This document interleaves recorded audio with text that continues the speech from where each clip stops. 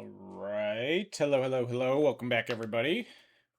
We're here with another Cloud League. Just gonna get right into it. Don't really think I have anything to say. We're kind of just playing the same deck as last week. Just kind of still chilling out.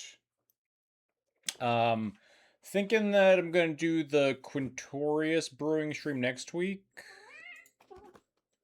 and then we have like one more week after that before the cards should be live on Moto on the 21st. So we'll do maybe Quintorius Brewing on the 7th, and then some other stream on the 14th, and then get excited with new Strixhaven cards.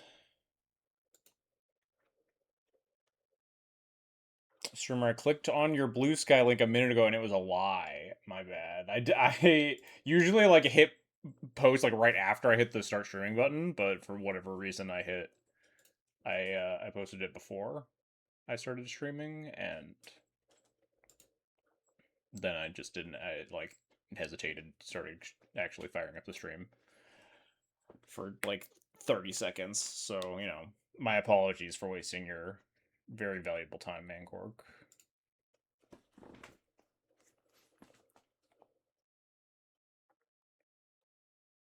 Oh, wow. Fired off quick. Let's go. What was I about to say? Not a lot new happening. Whoa. Main deck, Zhao the Moonslayer. I'm curious on how this would be built, because I've seen, like, red decks board into Zhao versus, like, really greedy mana bases, but this at the helm is a little peculiar. It's also just really bad versus Cloud, so that seems fine for me. His hand seems pretty solid. Maybe. Don't really know what else to expect other than, like, aggressive red stuff.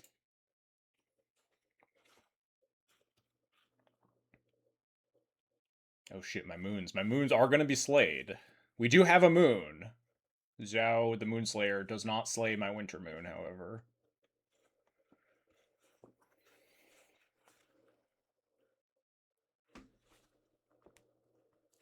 So is this going to be just like actual Zergo aggro mono red? Something close, leaning more mid-rangey?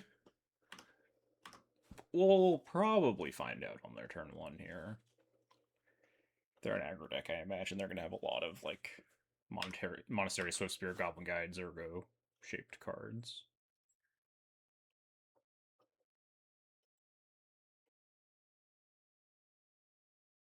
If they just go like land go, I probably just like Cloud for Formal, or I have Masterwork in hand already. Rite of Flame, oh fuck! I'm so scared. What is about to happen? Rite of Flame, Hired Claw. Huh? Alright, now hang on. Suddenly a lot less scared. Alright, yeah, this is really not nearly as scary as I thought it was gonna be. This is just a Rite of Flame into 2/1 drops.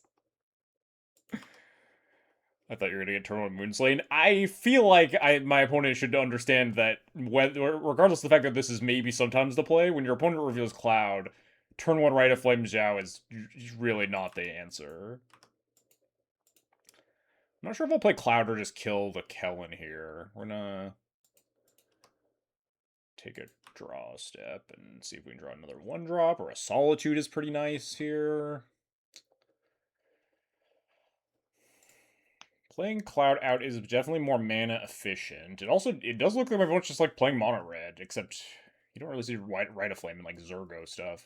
Maybe it's just like a couple things that synergize a little bit better with the Zhao to punish the like greedy mana bases.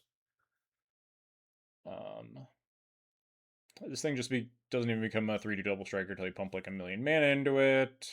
Yeah, I think I'm fine just Cloud for Formal Wear here. Just puts up so many roadblocks. I get to trade with anything I want. I can Solitude if I really want to. Probably pitching Anointed Peacekeeper. But I might just Solitude the Zhao if they play it, because it is Menace and it's more annoying to block. Just like trade with one thing and then untap and make Cloud a 4/3.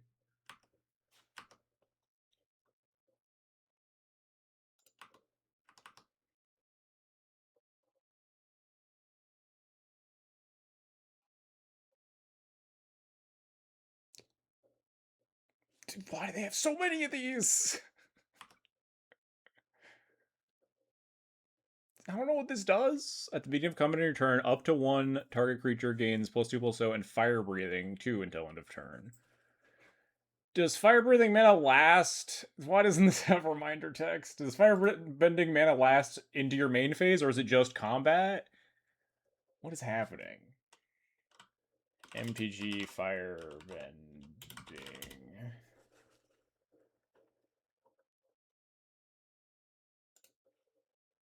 It doesn't last. Whenever it attacks, this mana lasts until end of combat. Alright, cool. Alright, so this just like actually doesn't matter at all.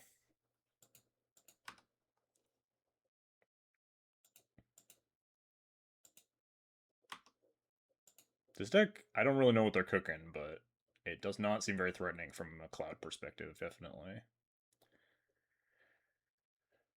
This thing doesn't get anything. Oh, you can like fire breathing and then activate the Hired Claw or the Kellen. That's fun. I think I am just gonna block a thing and then Solitude the other thing, though.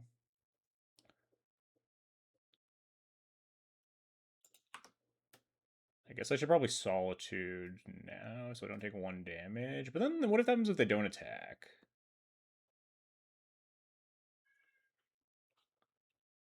Oh, it does give me the reminder text here. That's fun. If I let them attack, this thing's gonna ping me, and then they can like pump it, and then I Solitude, so I might as well Solitude now. No, I want to make sure that they attack here. There's like a world where if I Solitude the Hired Claw, they don't send anything. And I don't think 1 damage is really something I really care about at all.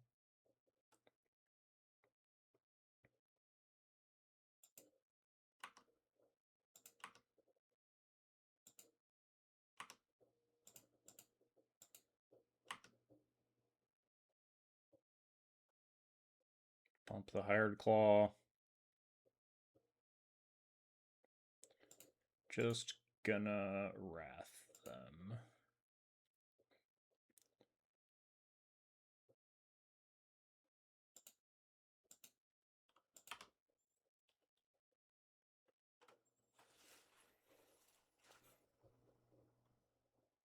Draw a land, it's even better, but I think we'll be fine even if we miss for a little bit.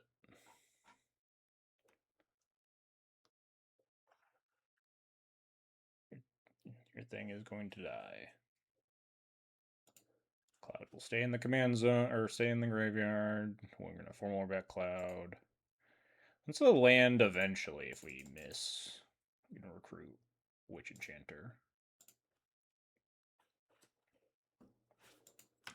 Get back Cloud, go get G-Takes. It appears my opponent is a very weird construction of mono red. If Cloud dies, we have the Masterwork in hand to just do this all over again. If we miss a land drop, we can like recruit Witch Enchanter, maybe Portable Hall Zhao.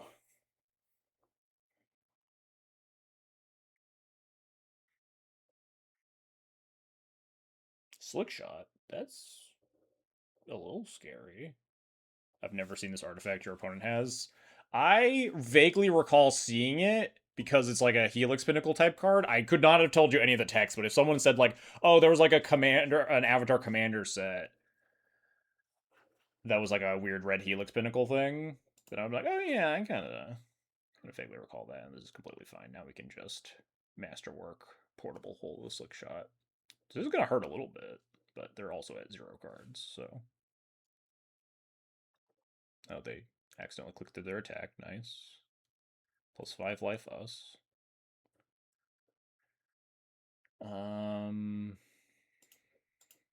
Maybe they'll just concede.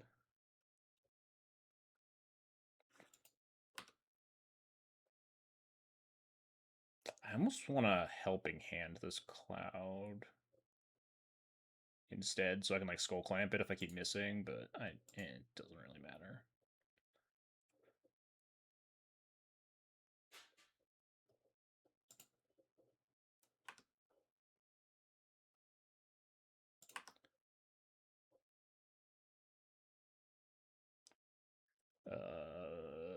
I guess we just get Skull Clamp anyway. Kind of just want to be mana efficient. We could get like sort of Fire and Ice if I really wanted to play around my opponent top decking a Braid or some other Shatter for my GTA, big my only equipment. But if that all happens, we still have, Skull Clamp plus Cloud.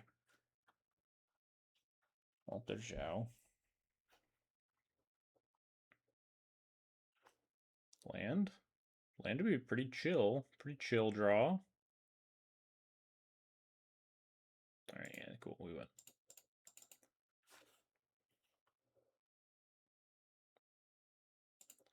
You are dead, opponent. Congratulations.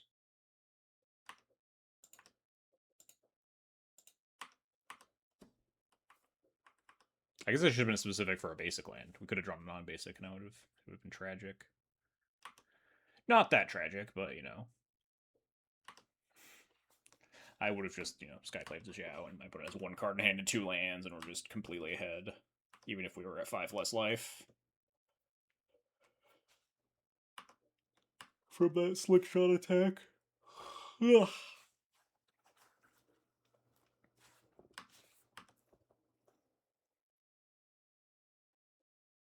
Yeah, I guess I should kill this. I don't want them to attack and like cast some weird instant speed. Yeah, whatever.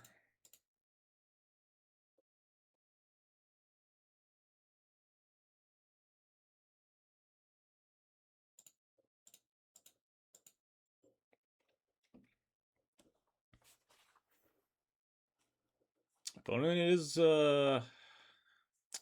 playing it out.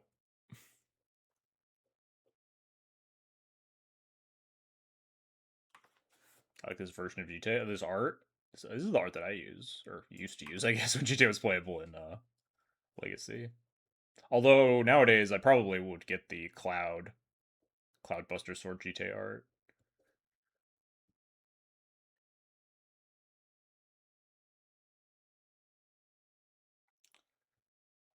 They are casting Fury, exiling the last card in their hand. Low key, I almost just want to let my Cloud die, but I also just get to just pump once and block this. Like this is nothing. What did they pitch? Iroh? What the hell is happening? Yeah, okay, whatever. It's got haste, mentor, more fire breathing stuff. Okay, yeah. That was the final straw. Surely they could have won that game if I had let Cloud die. Avatar theme deck, yeah, for real. Zhao, Fire Nation turret, Iroh. Seems like they're like really all in, like a bunch of like fire bending and rituals and stuff, really trying to ramp up to putting a Conqueror counter on Zhao, which I mean, maybe that's some matchups. Opponent trying to be out there like farming all the Lumra players. Just like this deck seems very poorly positioned against Cloud, at least even worse off than regular mono red. We just have to be a little bit vigilant about not dying to early aggression, especially with all those like rituals in there. If we keep a kind of slower hand, just on the back of like, oh, I'll Cloud into formal wear and block some stuff, and then you just go like turn 1 ritual, like double scary card. We could be in a little bit of trouble.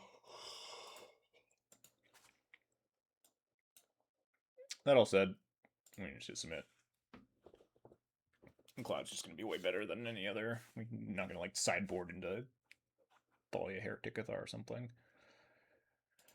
This hand's maybe a little bit suspect. I think I'm going to keep it anyway. We at least have removal spell into turn 2 Cloud into turn 3. Like, Lifelinker that gets back Cloud too is nice. We maybe even just get... we don't even bother with Formal Wear. We can just grab GTA on the first go.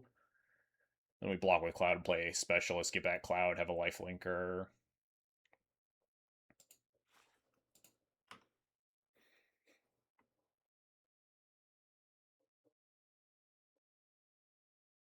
Kumano faces Kaksan.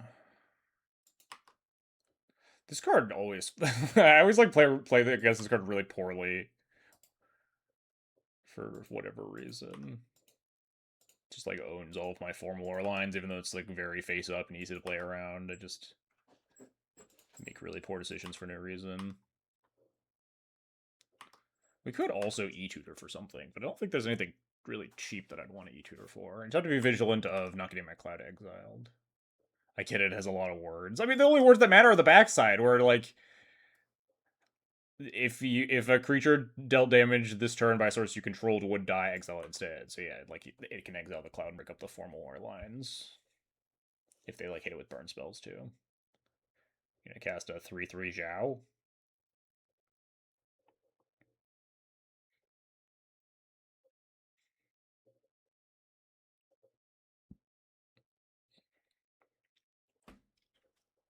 You got it, boss.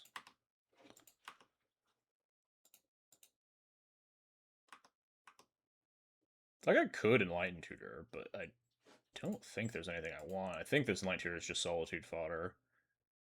It's like nothing exciting in the 2 slot that I'd want to get, or really any other slot for that matter. Just like, Parallax Wave is pretty good, but yeah, we're just gonna untap and play Cloud and perhaps get Cloud exiled. Although if I'm playing Cloud, I guess I just Solitude the sorcery speed. There's no reason to move to discard here. Although, do I want to exile the the Zhao over the fucking Kumano? This is what I'm always talking about.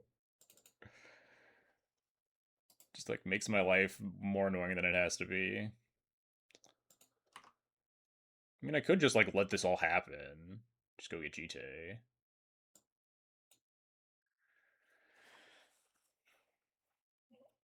If I trade with this, it exiles Cloud, right? Yeah.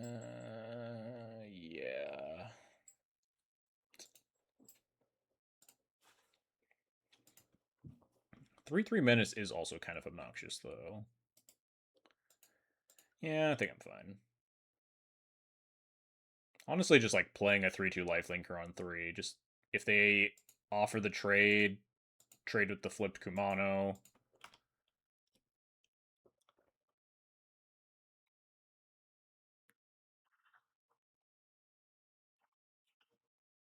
If they shoot it, whatever, goes to exile. Play a 3/2 lifelinker, which is just kind of by itself pretty good against mono red, and then we can play Cloud on 4.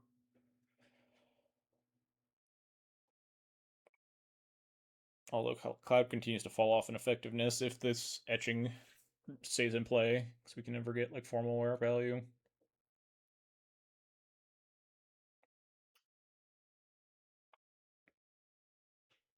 Just shoot the Cloud, attack for 2 probably. Letting me trade. Trade is huge for me. Get this fucking thing off the board.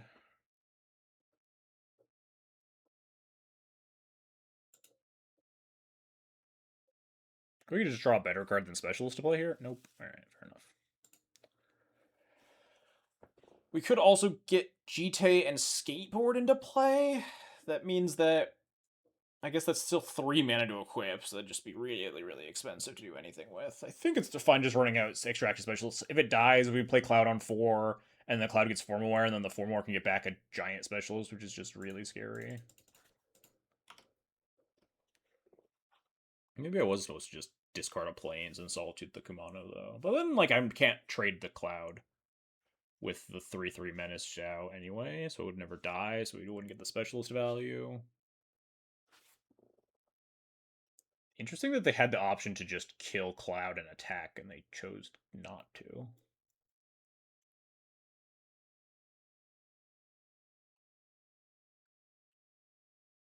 Kind of fine with it.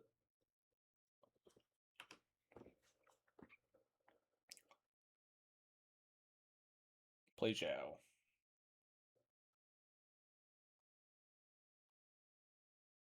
No. That's kind of fine too, honestly. These cards aren't super threatening.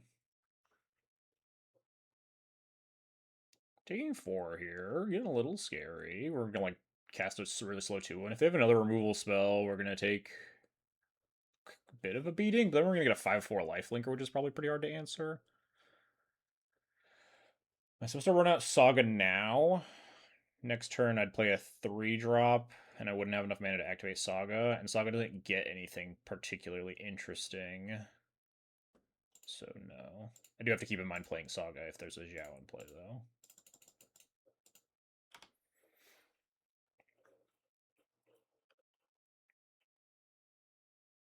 I maybe could have got like a better card to play on turn 3 than Specialist. With rather than this GTA that's been kind of just rotting in my hand. If I'd grabbed like a, I don't know, a Glimmer Lens or something to play to the board.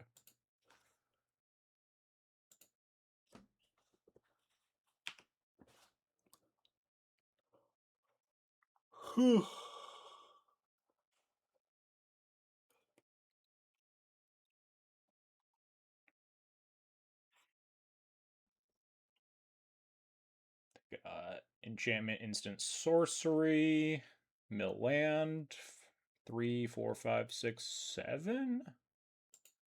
And this is in the air. We're going to 8 here. Oh, wait, going to 6 here? Oh. We could be in a bit of trouble. Wait, no, we can lifelink specialist, right? We have 5 mana, 4 more skateboard, lifelink vigilance specialist.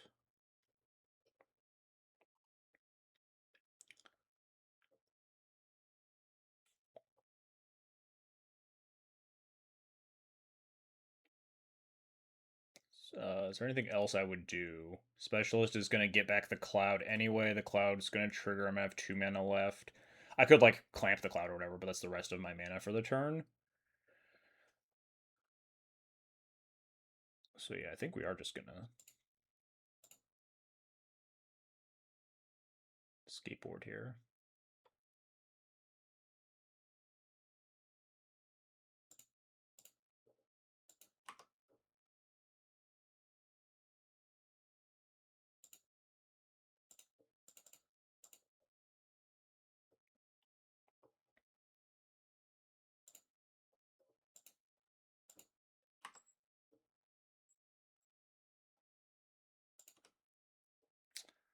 So do I want to get Masterwork? Or do I want to just get Clamp for Cloud, since Cloud can't attack or block?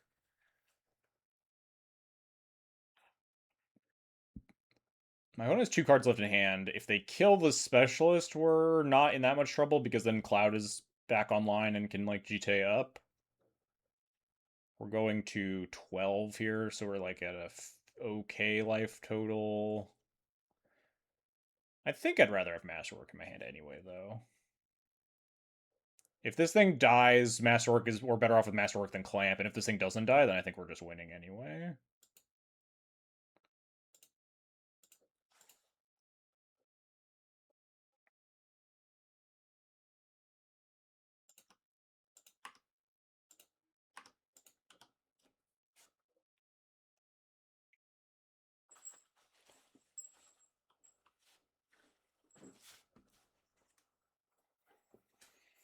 Skateboard inferior to Lavaspur boots here. We'll see if it ends up mattering, though. Don't know how much Ward 1 would matter in this position, but who knows? To go like land hardcast Fury, it would.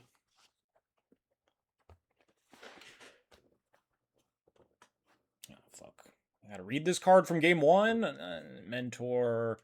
They give it Mentor onto the Dragon's Rage Channeler. But then they did Fire Breathing too, which doesn't do anything. Wow. Lavaspur Boots. Skateboard L, Lavaspur Boots W.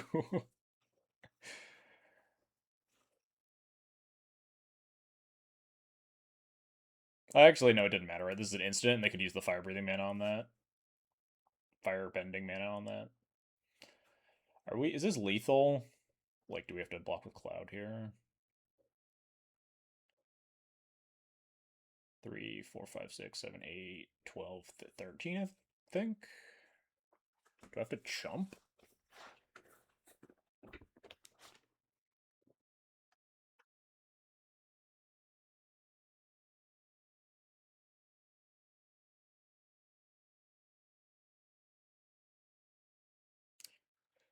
4, 8, 9, 10, 11. I could go to 1 and trade with the squee. We're gonna have 6 mana next turn, so we can like Formal Warp back, Cloud, GTA, equip, Skateboard, attack. But we're at 1 life. Would we rather Extraction Specialist? Then the Iroh sticks around, which is pretty scary.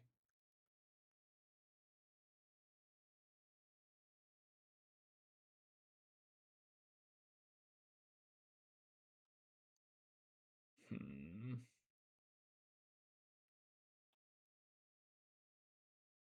If I chump block this, we take 1, 2, 3, 4, 5, 9. We're at 3, but then there's just like so much in play that we would need to deal with.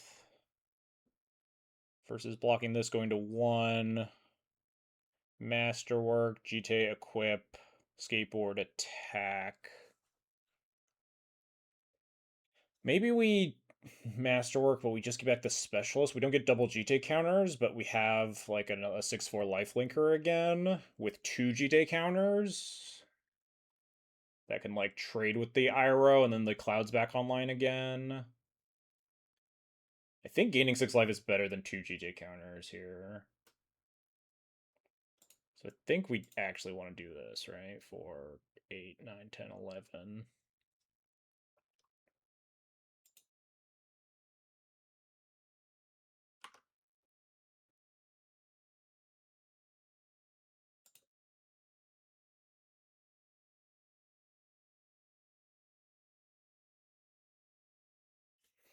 Unfortunately, Swift Reconfig does not fit into the current mana situation.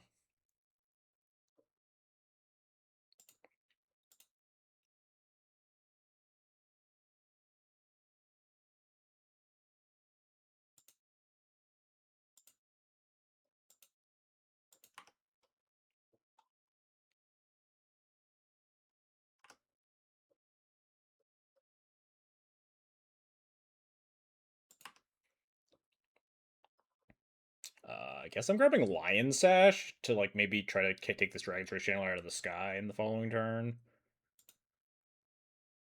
I'm gonna play Saga here. There's a world where they maybe cast out, probably not, but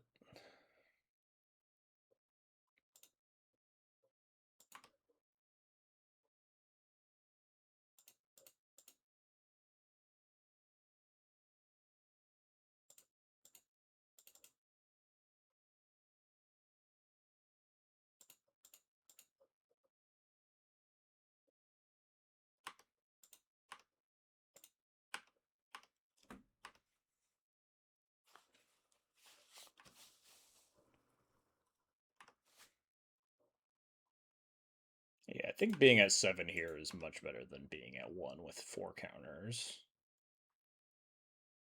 This thing mentor targets? Yes, okay. Oh, also, this does not work how I thought it did. It has to teach them first, and then they gain firebending. I guess that makes sense flavorfully, huh? So actually, it was a skateboard L there. The boots would have saved specialists from getting mind collapsed.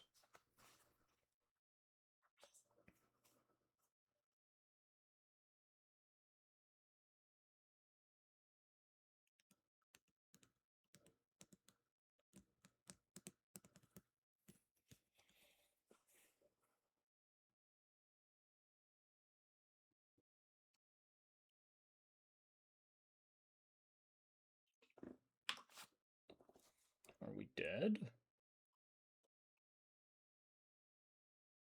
think this is only 10 damage showing. I mean, they have 2 cards left in hand, so.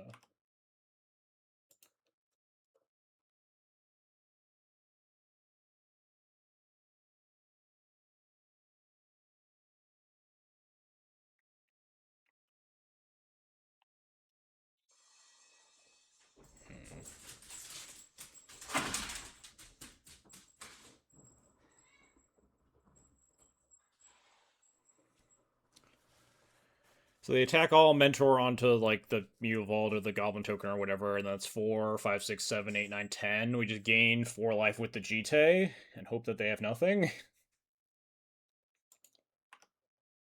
and block the Iroh.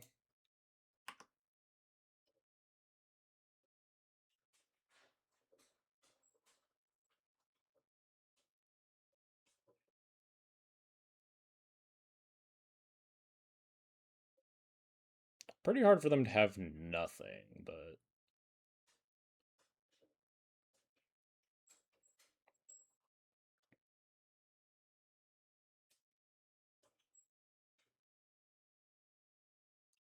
oh, picking a Goblin token is the same as gaining 2 life, right? Block Iroh 1, 2, 3, 4, 5, 6, 7, 8. Yeah, pinging a Goblin token here. If they'd entered on the Mutavault, I would have to gain life, but here this is just a 2-power creature, and I'm either getting 2 life or killing it. Well, if they have literal anything, we die, but if they don't have literal anything, then we win, so.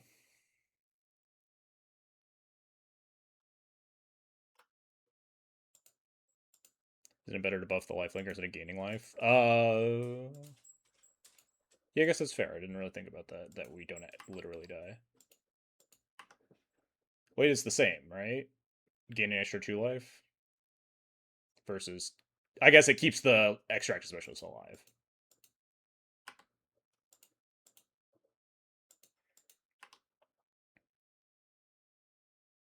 Maybe I should have buffed it before this firebending trigger happened in case they have like a weird like deal 5.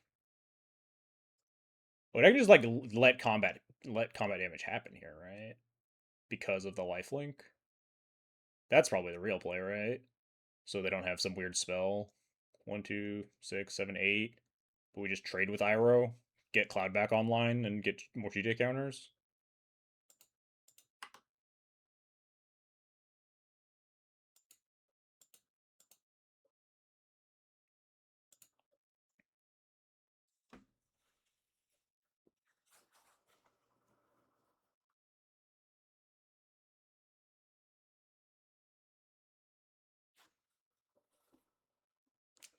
Wild Slash my Cloud.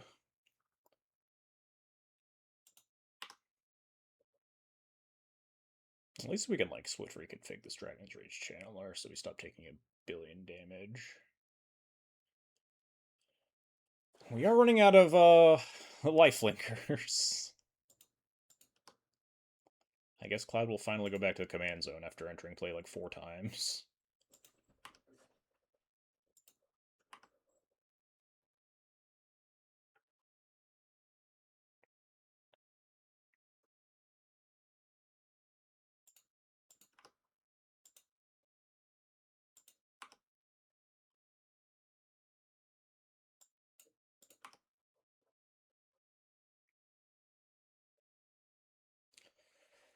How close to killing them are we?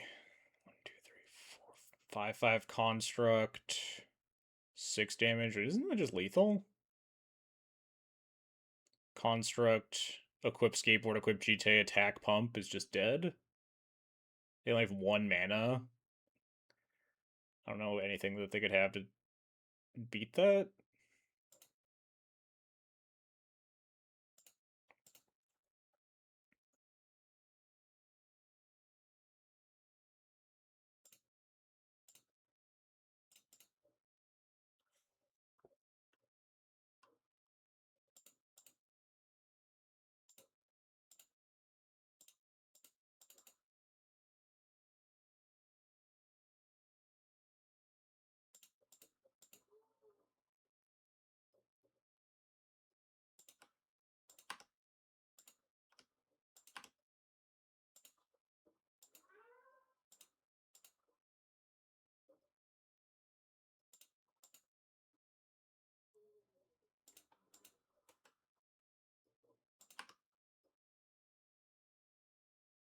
We did it.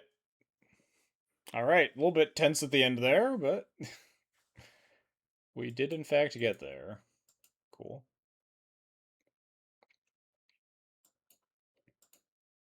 Would have got there a little bit easier with the Lavaspur boots, but it is what it is.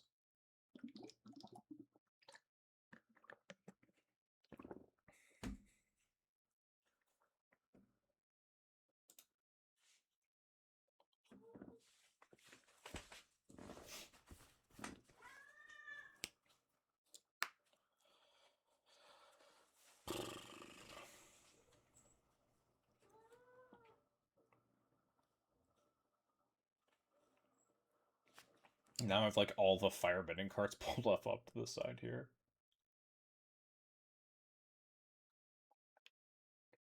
Some of these cards are pretty cool. Fire Nation turret.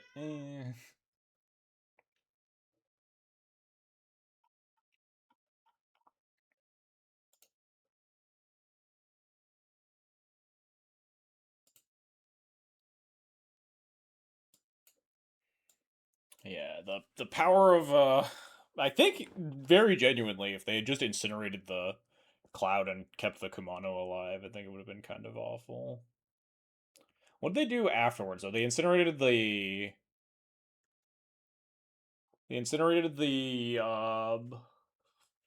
what's it called? Extraction specialist, which would have, I guess, been in play, got nothing, been a 3-2, and then they untapped and I guess I don't even remember what they did on turn 4 at that point. I played like maybe they miss out on a bunch of damage there because they can't profitably attack into like a 3-2 life linker. But like they had like several other removal spells, at least one. They had the mind collapse, but they had to collapse the formal or turn.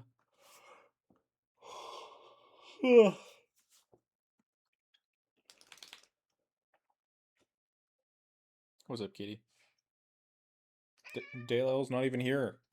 You don't have to show up for the camera.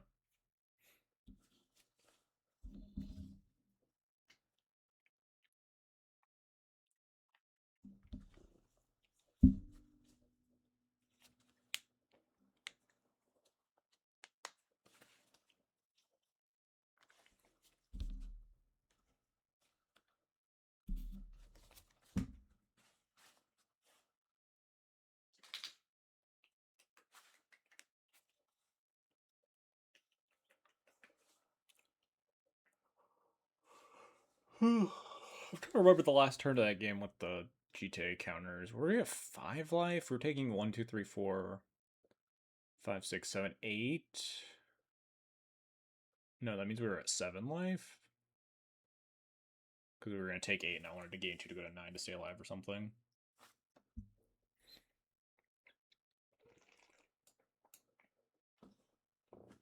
This is your real voice, not the times two list from YouTube. Hello, first time viewer. Hello. Yeah, I guess. Yeah. I get it that it makes a lot more sense. If I were the type of person who watched my YouTube my Twitch VODs on YouTube, I would probably watch them at times two speed. But like I never watch videos sped up, but I also just like don't consume like 4 hour long League content. So if I did, it definitely makes sense to speed that up. You get the gameplay. It's a lot. You don't get to sit here for 3 minutes between rounds. I mean that you can just fast forward, but you know what I mean. But yeah, welcome.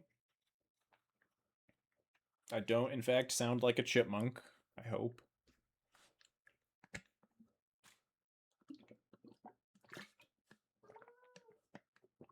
Hopefully we can fire all our matches tonight. We had that really unfortunate, like only playing 4 matches last week, which I hate to do. I love to complete these leagues, even if, we're not doing the best. We're like 2-2 in that one or something. But it seems like sometimes these leagues can be a little hit or miss on whether or not we can wrap them up. But they've been firing pretty well after they fell off over the holidays. When we tried to play Felia for 2 straight weeks and like could not get a match to save our lives.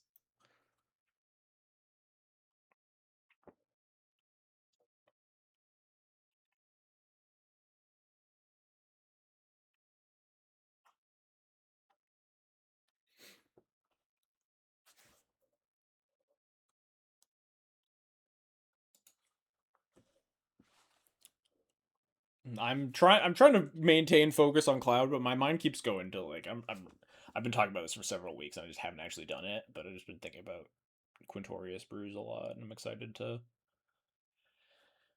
do that. I don't always get stuck on cards. I'm kind of a pessimist when it comes to like new things impacting formats. And it's much easier to like talk about how a card looks really bad than talk about the potential a card has. I don't know. Quintorius seems like it. it's very interesting in ways that I really enjoy. So I've been just thinking about it a lot. I've put none of my ideas to paper, so unfortunately I've probably forgotten a bunch of them, but I'll just like think about cards, or I'll do like a little Scryfall search. I'm like, oh, what could these cards be cool? That's why I wanted to do the brewing stream like next week when we have a decent chunk of the cards. We won't have all the cards from the new set, but I think we'll have the full commander decks by then. So we'll see if they put any new cards in the Quintorius deck that synergize really well. And YouTube Maniac can watch the 4-hour VODs pretty easily. Yeah, that definitely makes sense. Glad there are people out there that are appreciating them. Did, expect 9, did I expect 99 or something else getting banned? I didn't think anything was really going to get banned. I didn't know if the Lutri thing was going to happen. It makes sense because I think in a lot of ways Dual Commander does try to like mirror the Commander mindset a lot, and in all reality, I think Lutri is exactly as playable as it was when it was on the ban list. But I didn't think anything was going to get banned. 2099 feels like maybe it's a little over the line, but I haven't felt it too overbearing. But I'm also like kind of biased because I play a lot of Cloud, and Cloud has like a pretty reasonable matchup into 2099. I think the card's on thin ice for sure, and they're probably keeping a very watchful eye on it. It might get hit after like some big overseas tournaments or something if it's like really really overrepresented and no one's managed to tech against it properly.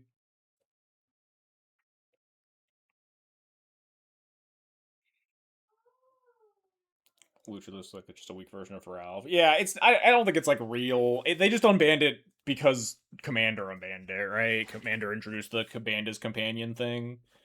And they were like, we might as well also do this. I don't think anyone's going to realistically be showing up with like a real competitive dual commander Lutri deck. It's probably like the fifth or sixth best blue red commander you could possibly register, and I don't think it's going to be showing up in any 99s as like bad dual caster mage.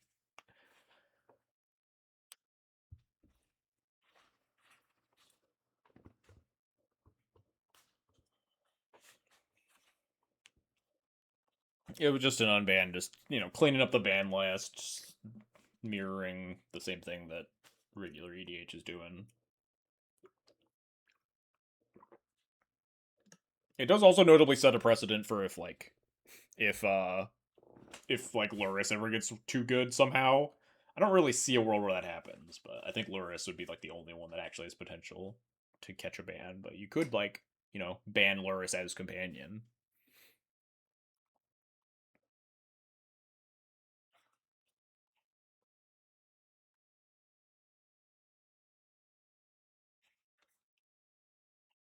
I find it really hard to believe that would ever be like the correct the correct choice if a Luris deck is ever doing good. It's probably not.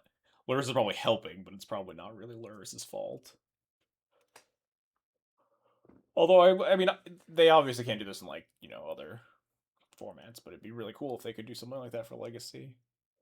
I've always thought about just like playing Luris in the main deck of D&T and Legacy, and it'd be really fun. But we can't because they printed the most broken rule line of text ever printed on that card.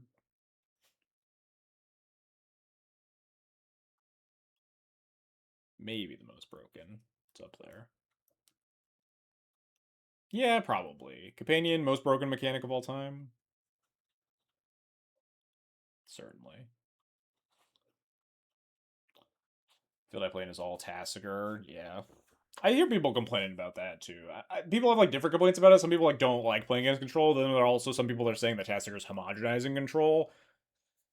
As for homogenizing control, it's mostly that like control is really bad. They unbanned Tassiger, and now there's a good control deck. So sure, the homogenization is when like one of the thing is out there, but it's better than zero. Um, Whereas it's just Amalia, yeah. Until just you wait until they change the hybrid rules in Commander out there one day. They've talked about it, and it's like split right down the middle. And some people fucking hate it, and other people like really really want it. But if they ever change the hybrid rules, I'd be definitely keen on doing some like Luris companion brews in mono white or mono black. but it seems like they won't do that because they probably don't really like rocking the boat. And it was like I forget they posted the poll results, but it was like a very clean split on like 1/3 strongly wants it to happen, 1/3 does not care at all, 1/3 absolutely not, hate this, would ruin the sanctity of Commander. But I don't want to dig up the hybrid rules thing again. I don't understand the people that are like so morally opposed to it. It's whatever. It wouldn't really affect dual commander that much. There's like you could probably count the number of cards that would see additional play on like one hand, maybe two hands.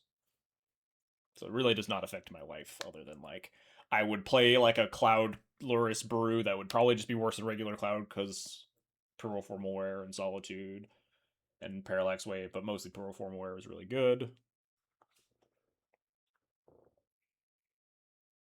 Getting to play like Judge's Familiar in Cloud would be pretty cool. Ooh, Felia. We'll keep this. Having answer to Sphelia is something that you don't always have with Cloud. So having the Solitude here is really good.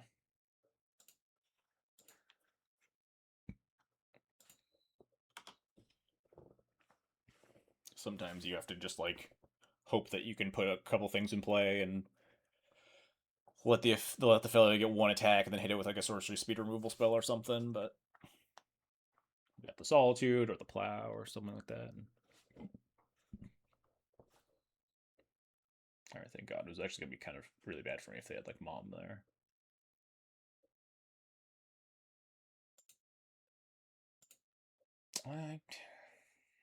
I almost don't want to run out this Skull Clamp, but because like we both have Pure Steel, which is nice to cycle with the Skull Clamp, and then puts the writing on the wall more for Cloud. Like I could wait till turn 3 to play Cloud and like just run out Pure Steel on turn 2 and try to like Cloud Clamp it on turn 3.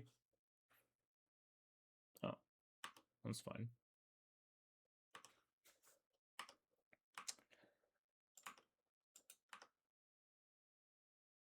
Oh, that's a perfect pitch card for the Solitude. I was starting to think about like if I wanted to hold the Pure Steel, because now I don't really want to pitch the Witch Enchanter because we can blow up the Seam Rip with it. But yeah, we will just play out Cloud here. Mana Tithe? Oh, owned. Yeah, it's fine. We didn't really need Cloud to play that badly.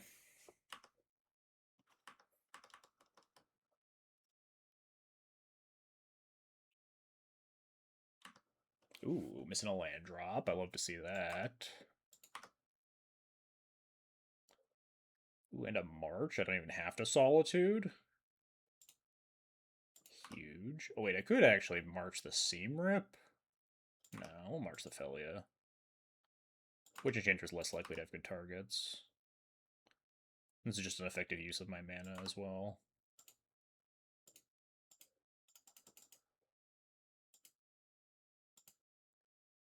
Plays around like Reverend Mantra too.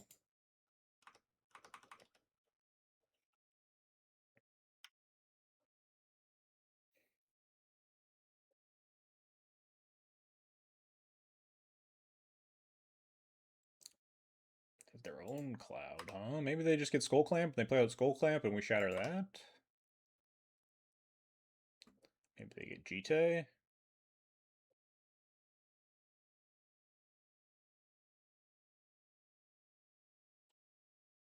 Oh, no. No, they get the Skull Clamp. Oh, they're holding it. Makes sense, but is not great for me. Because now we have to burn the Solitude on the Cloud.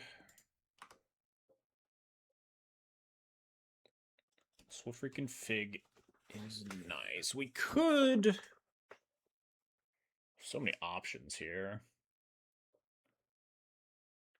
3 cards in hand, one of them is a Skull Clamp.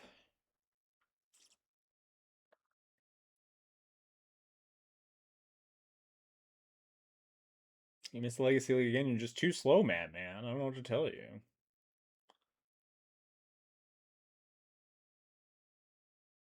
Like, we could wait. You'd rather tag the Felia with the Swift reconfig, I think. Which makes me kind of want to just Talon Gates, shoot the Seam Rip, but get my Clamp. They play Clamp, equipped a Cloud. We Solitude, pitching Sash. Their Clamp's not as scary because they don't have nearly as many ones.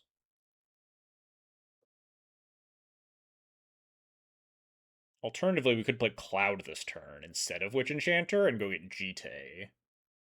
And we still, if we draw the land, we have the option to Witch Enchanter plus Equip. And if we don't draw the land, then we have the option to get double counters. We'd have to like trade with the Novice Inspector, but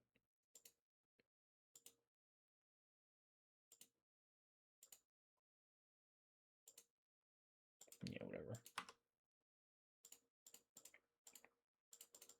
Your pre-reformer and Meteor Sword arrived today. You're almost a D&T player? Hell yeah. What, did you get regular art formal orders? You get like the new cool looking one?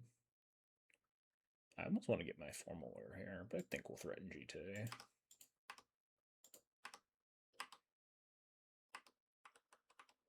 They're cool new ones. Yeah, there's like a secret, like a new Fallout secret layer or something that had like the art from the TV show or something.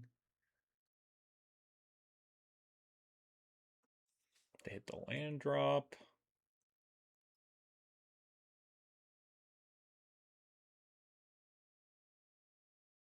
But we get to burn half their mana here if they want to draw 4. But we're tapped out. I think you're supposed to go for it here, unless you have the Jite and you go for that instead. Should be even better for us.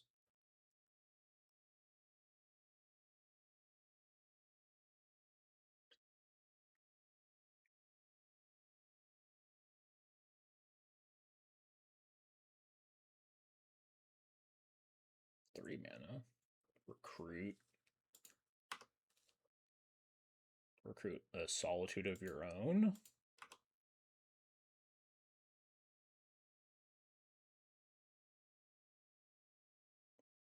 Yep. Come on, play out your Skull Clamp. Oh, they're just firing this off right now. Alright.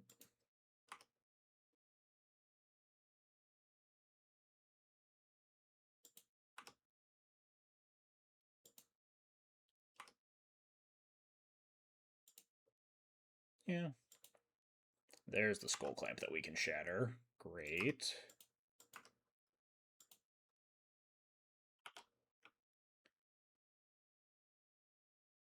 There's another land drop. Also great.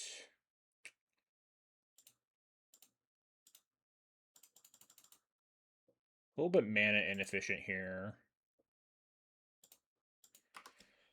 Because we're almost certainly not going to cast the Swift reconfig, because they're probably going to just hold up Felia, but obviously we want to shatter that Skull Clamp. You know, like borderless cards with the exception of Bowmasters.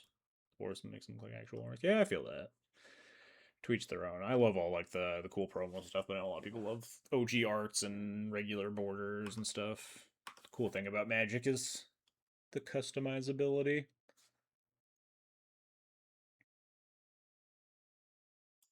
Yeah, we take this. Maybe I'm supposed to just get in there with Jite here, huh?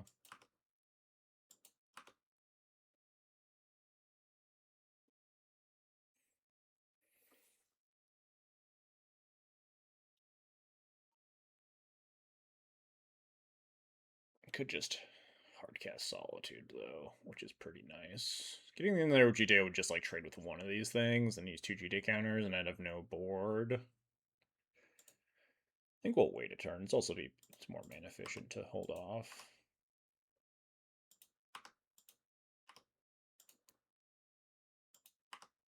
Man, with the 10 stream watch streak, we are best friends. That is the secret unlock. You've figured it out.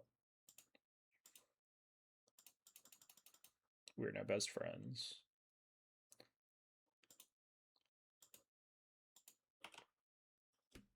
This technically could blow up in my face, but feels like a little unlikely to.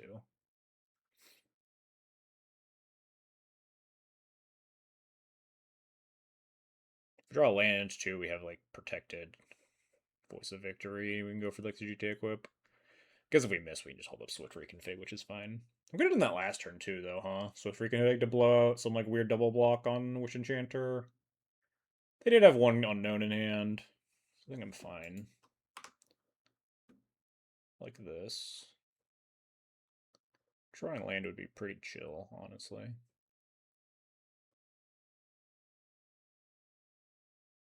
No artifacts, so no like free pure steel equips.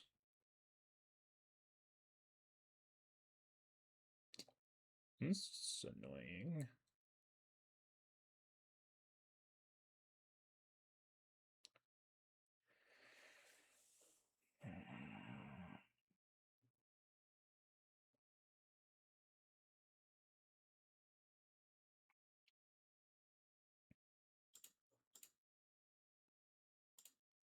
I think we're just gonna send it here.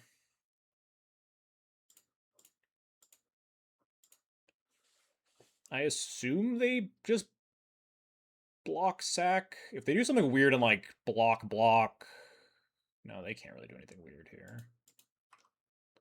I think we just have to block sack or have a removal spell in hand.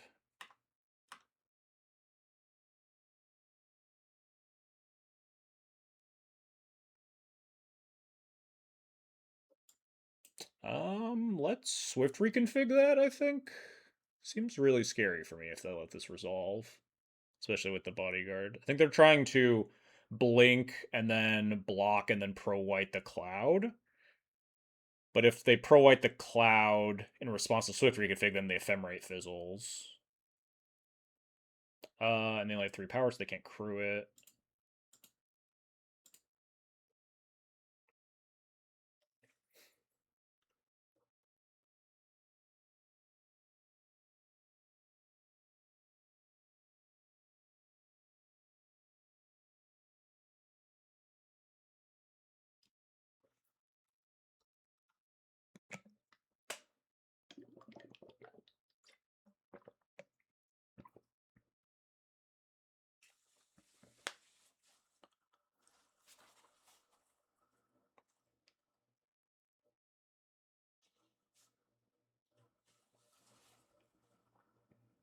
The Dual Commander and MTGO mostly mono white decks? No. It's probably mostly like Spider-Man 2099 if I had to guess. There are a couple like dedicated mono white players that play in a lot of the challenges. There's TV Amaral and God, what's the other guy's name? There's like 2 people that play Felia in like every single Dual Commander trial. Zodeasek.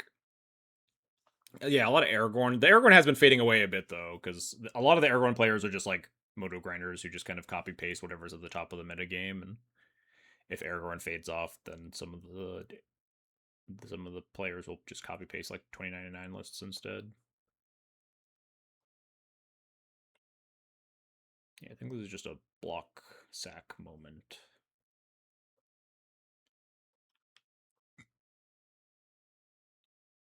That ephemerate could have been really bad for me. I was thinking the turn that I went shields down by hardcasting the Solitude, I was like, if they top deck exactly Umezawa's GT here, we could just be totally fucked. And the ephemerate's pretty close to the Umezawa's GT. What is this 2099 card you speak of? I'm sorry. I mean Uharis the Storm. Fuck. What is it?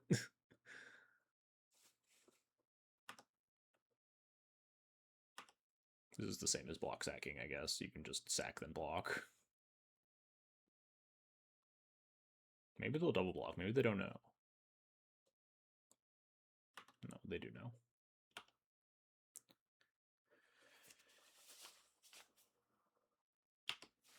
I got nothing. Shields down. If you got, I don't know, top deck your own GT, I guess would be pretty bad for me.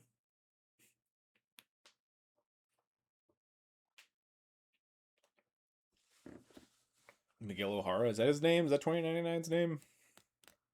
There's a second Spider-Man 2099 card that's like Spider-Man 2099, comma, some epithet.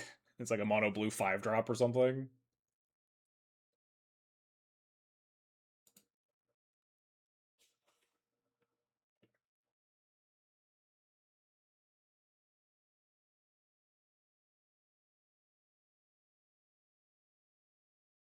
That is the one. No, there's the other Spider-Man 2099. The one that is not has no other name. It's just Spider-Man 2099. The blue red one.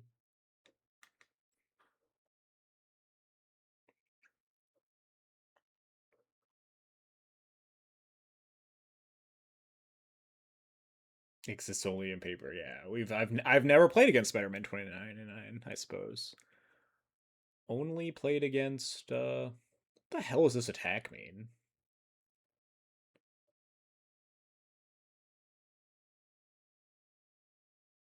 What the hell is this?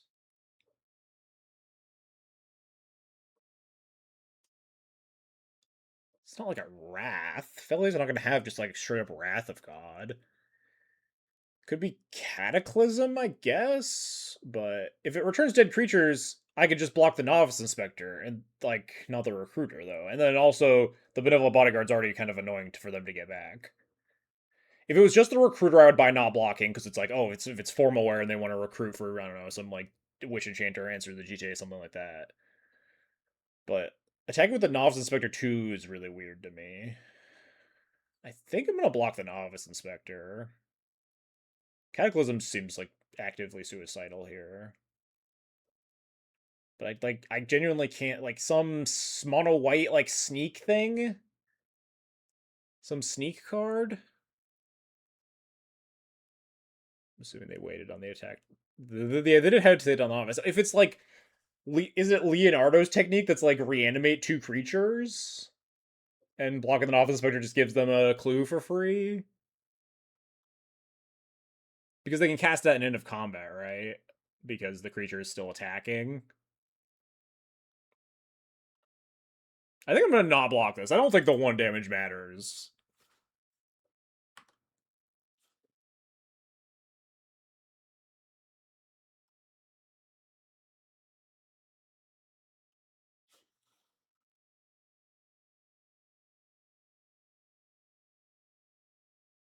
Well, they played a land. Certainly not Cataclysm. Or they just like trying to psych me out? Is there a reason I would want to lead Voice of Victory here? Yeah, because if they have like a removal spell, they'd have to cast it then. I can move the GTA over. And we still have plenty of mana to like, cast a Demi or Philia. If the last card is a Gonjo, then this could be bad, but. Well, not bad, but they could keep the GTA counters. Okay. I don't know what they have, but. It seems to be going okay for me.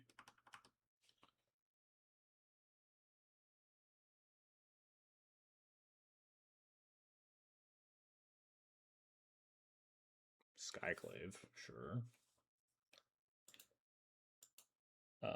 Mademi does not protect, but we can get our Felia online, which is pretty nice.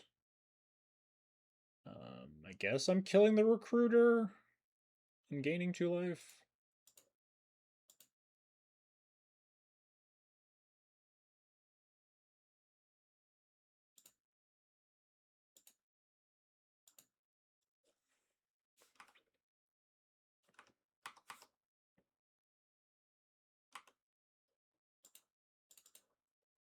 Who's the Felia deck now?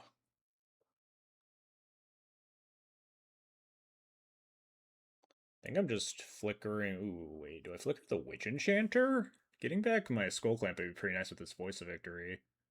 Oh, they just gave up. Cool. All right, I guess that works. I'm probably gonna flicker the Solitude on attack here. And if they block with the Skyclave, we flash in a Demi and protect the Felia, and then Solitude their other creature, and then the game's over. Sick. What was it? Their attack was just like trying to psych me out real hard for 1 extra damage. I mean, I guess it worked, but such a weird choice.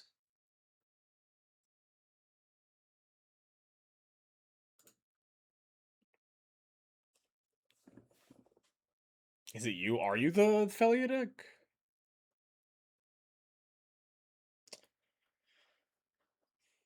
This hand is, I would say below average, but keepable.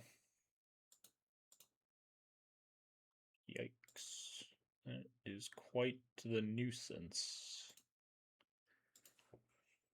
Means I'm gonna have to let them draw a card to keep their Felia from doing shit.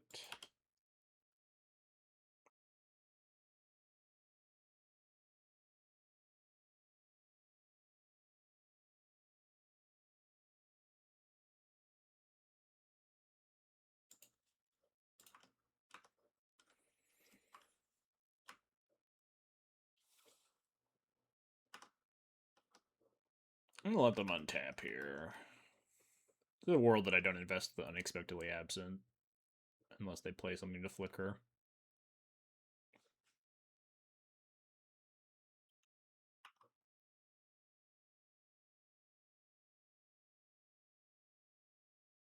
Flicker the Esper Sentinel. Yes! Yes! Yes!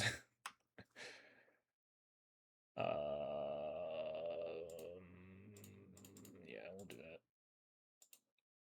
No, they don't draw a card.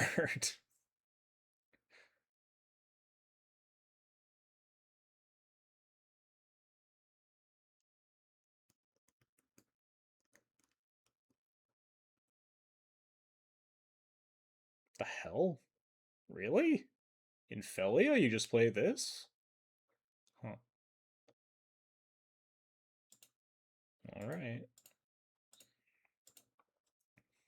What does this cloud even get? GTA, I guess. We have Clamp. And we have Formal Wear. I guess the answer was pretty clear.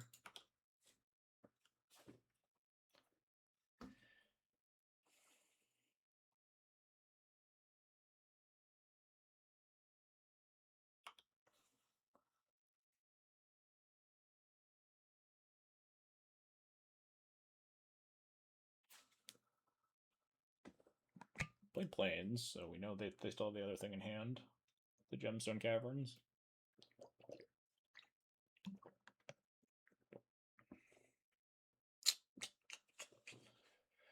I feel like this hand is situated in such a way where I do just have to send it.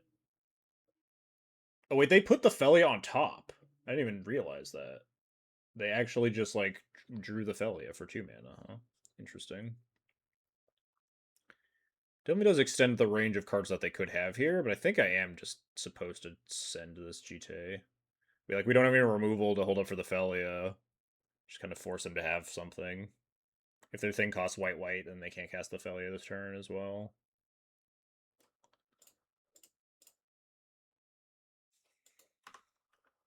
I guess they do draw a card, which is unfortunate, but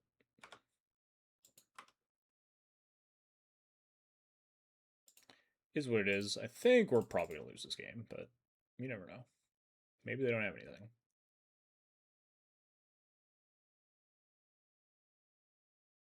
Damn, they had something. Unlucky. Is Nardole Resourceful Cyborg not an MTG? You're not gonna give me like an exclamation point card for that one?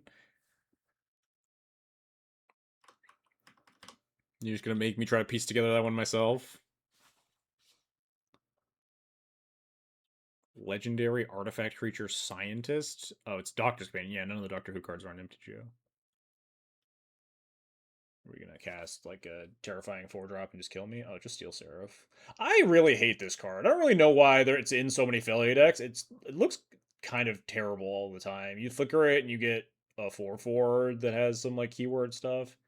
I feel like there's so many better value targets. Like, we're gonna super fucking die anyway. But I think we would be dying a lot worse if they had like anything that besides Steel Seraph.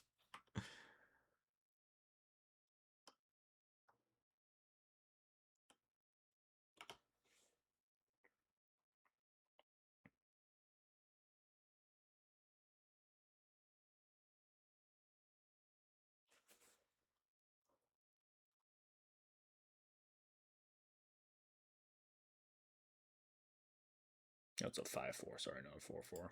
Yeah, we're not gonna win this game. We can just keep going.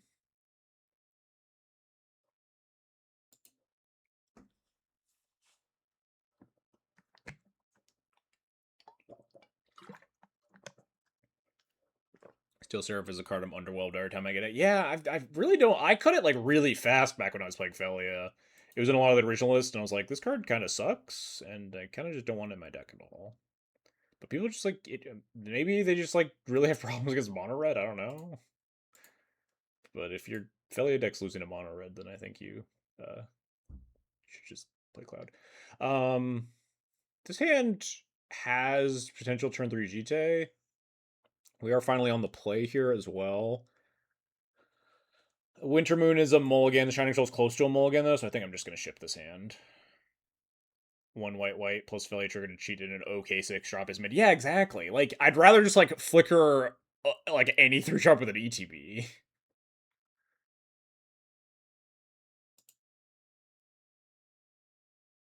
This hand is... I guess it's also turn 3 Cloud. It's also a little bit ass, but on 6, I think kind of have to cut my losses here. Bottom the Forge Tender or the Ravages? Ravages is pretty bad. Forge Tender is also bad, but Forge Tender is a body, which might be important if my Cloud GT plan gets answered. So I think we honestly bottom the Ravages here. Wow, stealing the play? That's so fucked up. I only thought in my head about the on the play Gemstone Caverns in game 2. I didn't even make fun of them out loud. Imagine having Gemstone Caverns. We were actually secretly on the draw all 3 games. Kinda owned. I wonder if we're supposed to get Clamp here, because we're just so unlikely to connect with this GT. There's like Felia into anything.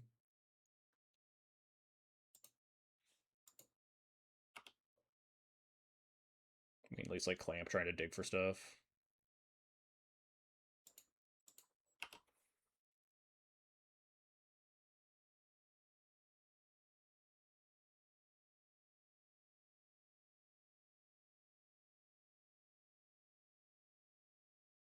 What's this? March? Oh no, sure.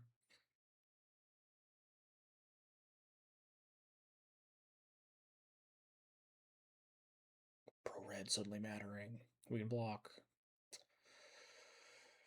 I kind of just want to trade.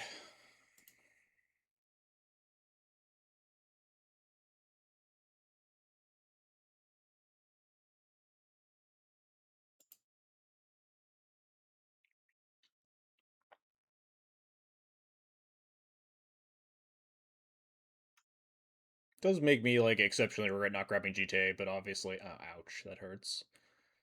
That hurts a lot. But obviously their play is dictated by like the choices that I made too. If I just grab GTA there, they could easily have other things that punish me for that. But now we're kind of getting completely owned. I think I have to like Egoncho this Felia, which is also bad if they just hit another land drop or just not doing anything. Maybe we just have to draw cards, huh? Just gonna do this now. We could like gain 2 life, or we could like draw a sorcery speed removal spell that matters, or we could not, and we die.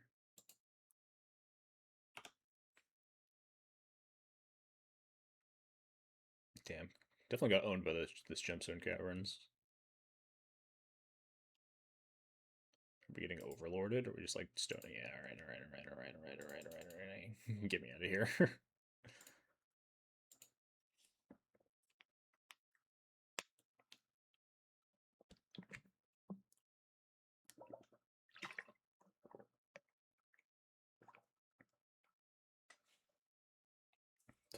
the what is it? The reanimate, the jolted awake, exceptionally brutal there. Oh, nice. Immediately queued for the next match.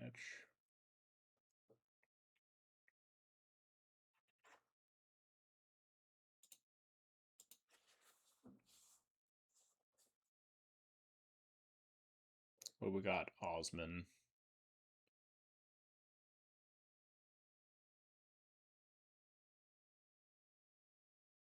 Apparently nothing. Apparently nothing is what we got.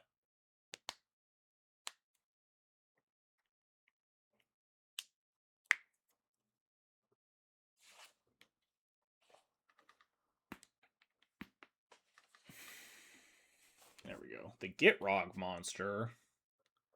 Is it good against the Gitrog monster? Don't really know what a good hand looks like. We have like protection into like Cloud hand, which seems pretty strong. Spellbinder could maybe disrupt something. Jolted Awake can rebuy. Yeah. On the draw again. We might have been on the play versus mono red.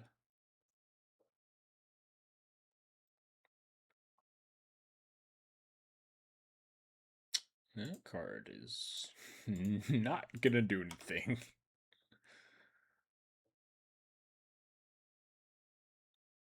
Fetch your Surveil.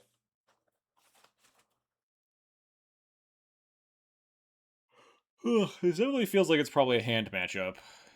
There's a question on whether or not I want a Spellbinder on 3.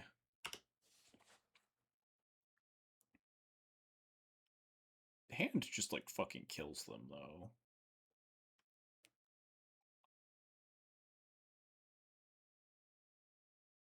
Guess we'll see what happens between now and then. Also, probably shouldn't be F6ing. There's like a world where they have some really obscure spell that deals damage. Probably not, but who knows what we would want like Shining Shoal.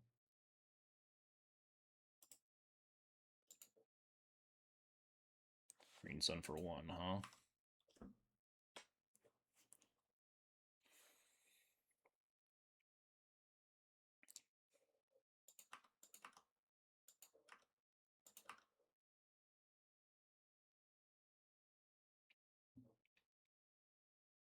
Getting frogged next turn. It's pretty scary. 1, 2, 3, 4, yeah.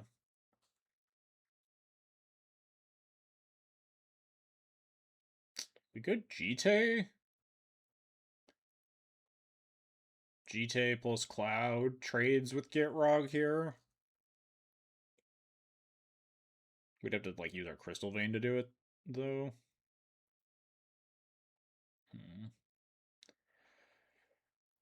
With Shining Shoal Spellbinder plus Duke, we can only still prevent 3 damage, and Cloud will still only have 2 toughness, so we can never save Cloud. Also, the thing is Death Touch, so. Notably, if we like get this to deal damage somewhere, then we can Shining Shoal its own damage onto it, and it just always dies, which is neat.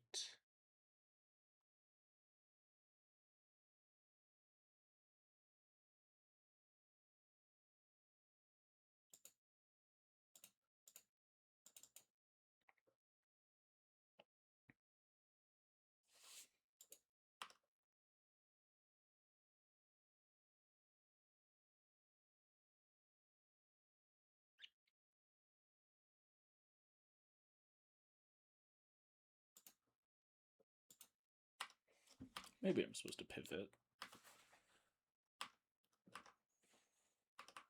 Especially given that they have some blockers here.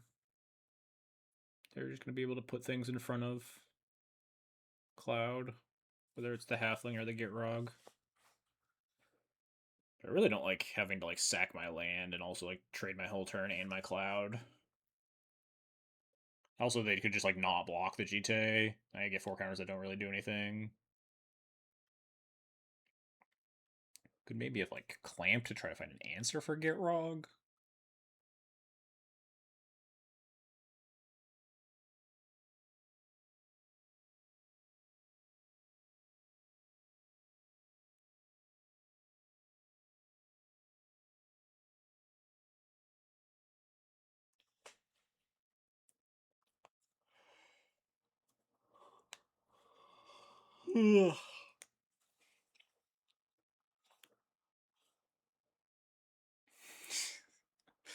Brutal.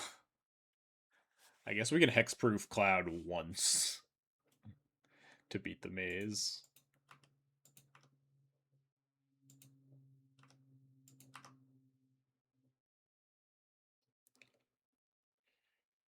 We can also eventually Saga for Skateboard, so maybe we actually want the Saga in play now. Just like Saga hand attack. If they maze, we Duke.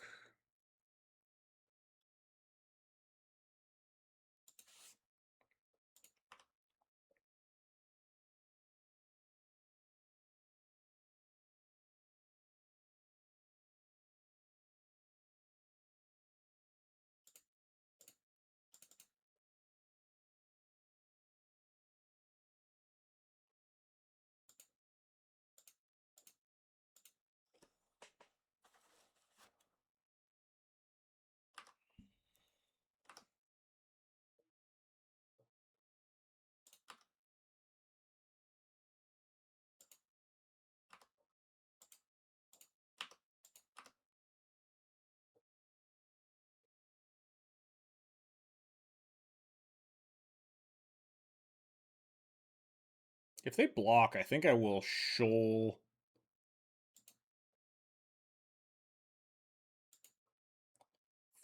Get rug damage to the halfling just so I can kill their whole board. Just like pitch the Spellbinder, I think.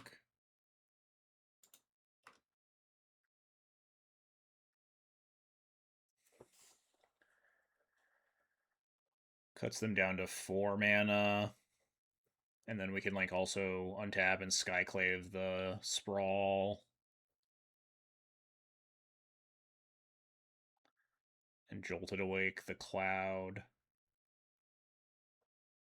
Or burning our cards for the hand, but also we'll potentially be able to go get Clamp or something. I'd almost want to just pitch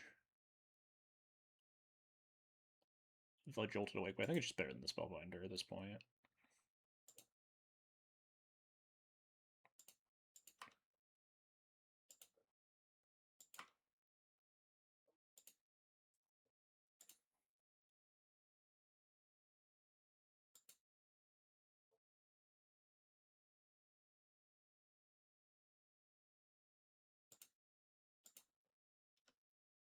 Do I equip again here now while I have less cards in my hand?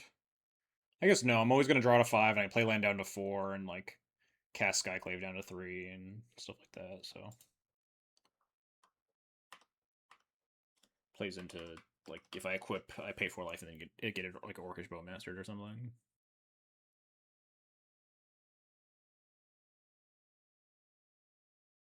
That's scary.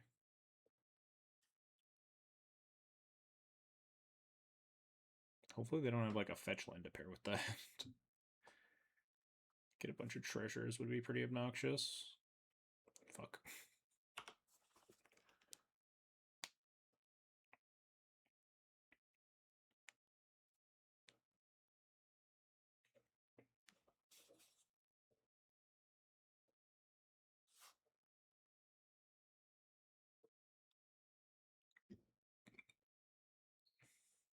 Jeez.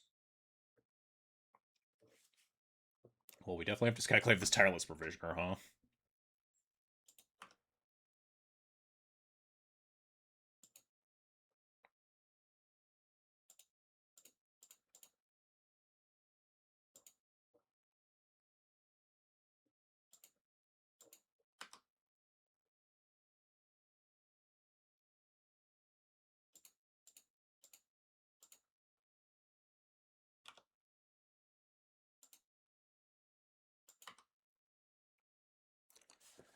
Yeah, I think we just get Clamp here.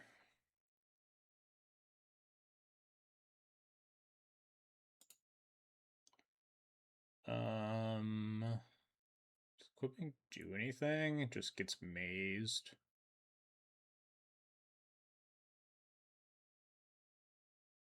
And I'm probably gonna have to move the hand over to the cloud with like the skateboard and stuff next turn.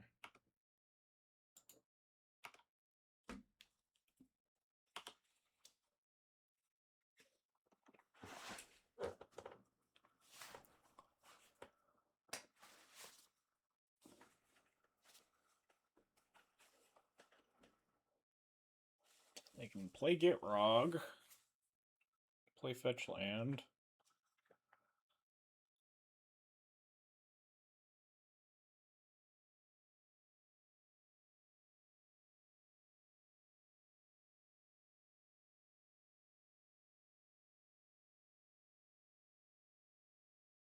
Then play the Fetch Land and draw a card.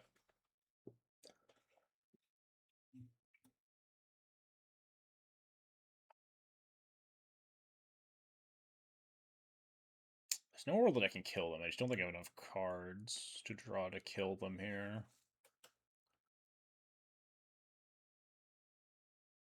Portable Hole doesn't really tag anything here. Let's float a mana.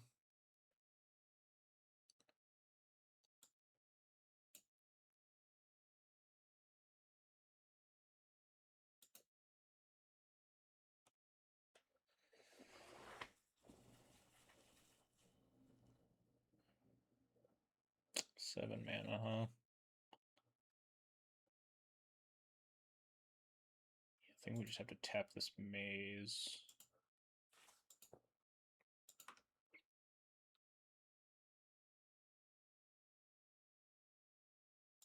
Cast clamp. Let's equip here. Clamp. Duke.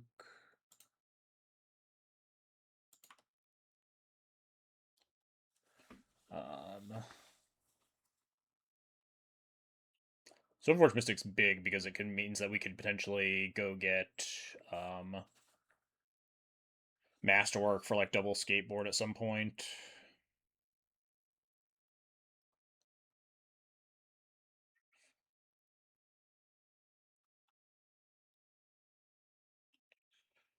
If I do that now, there's no way I lethal, right? I only have 4 cards in hand. It's 10, 11, 12. It's actually really close. Could like get another skateboard and tap down the frog and attack with both here. If I play bodyguard and then clamp bodyguard,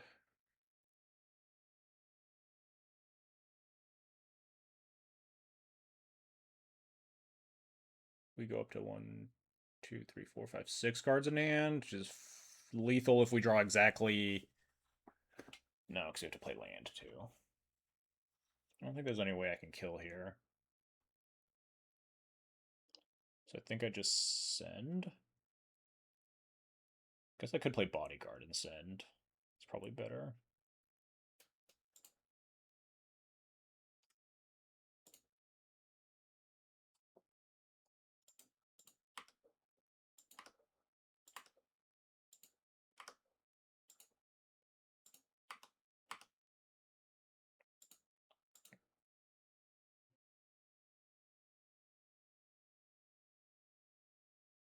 It's an aggressive block.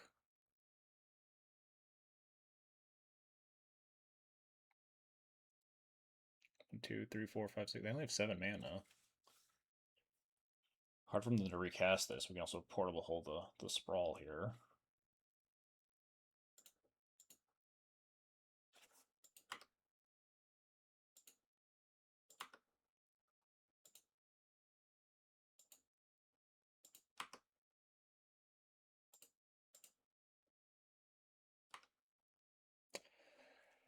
All right. Is there any way we can get lethal that like means that I actively don't want to play out my lands? We're gonna. I don't think we can lethal next turn unless we draw some ones to clamp. Does that mean I want to play out my lands?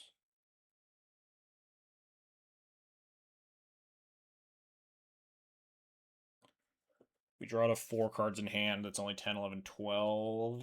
Skateboard. Wait, skateboard skull clamp is 13, 14. No, we have to play the land to equip any of that. We have to play Crystal Vein to like do a double equip or something. We'd equip here, be 2, 5 plus, but then we'd have to lose the land in hand. Oh, and we're losing the Stoneforge card in hand. We only have like 2 cards left. I don't think I play anything here.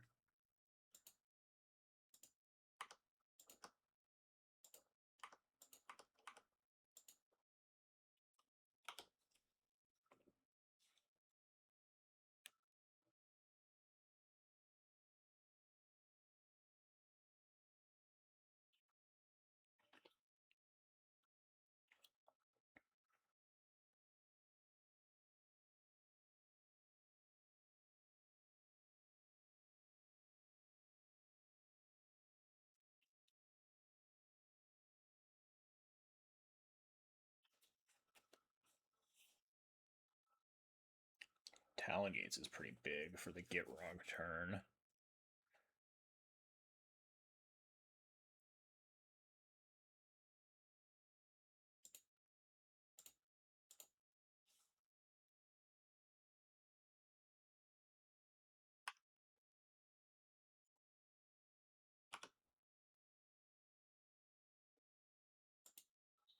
So it's more damage to leave my cards in hand, right? Because every card in hand is 2 damage.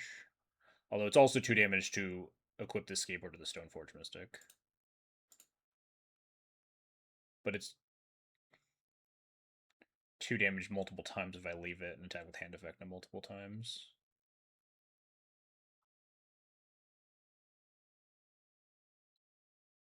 But the hand effect is not dealing any more damage after this turn. Just wondering if I'm supposed to like play land and equip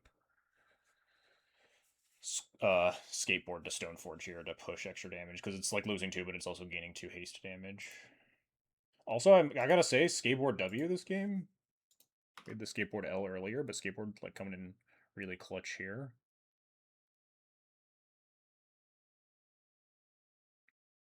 This is 1, 2, 3, 4, 5, 6, 7, 8, 9, 10 damage.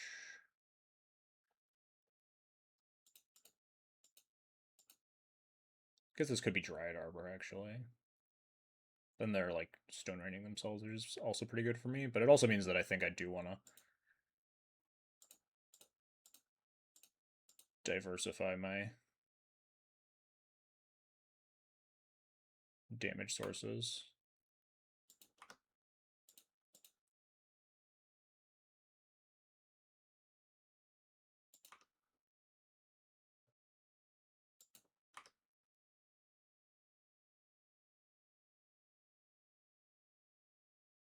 I guess this could be worse if they have like a removal spell. Then I think they're just killing Cloud instead of killing Skyclave and like blocking.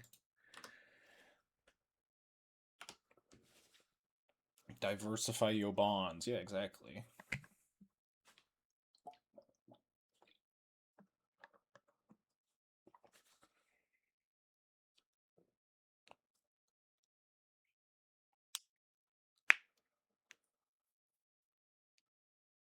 No, nope, they want to do this thing. Sure.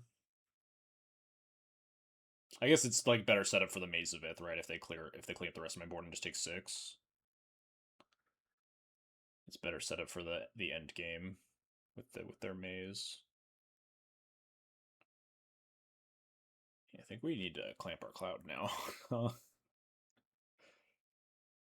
of lost the point of the game where we can win with the skateboard. Have we cast Cloud once or twice? Only once. So we like clamp it, recast it, go get formal wear pretty relevantly.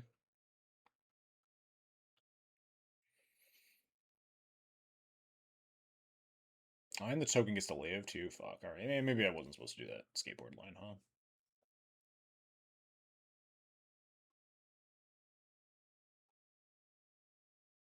Feels a little foolish in retrospect.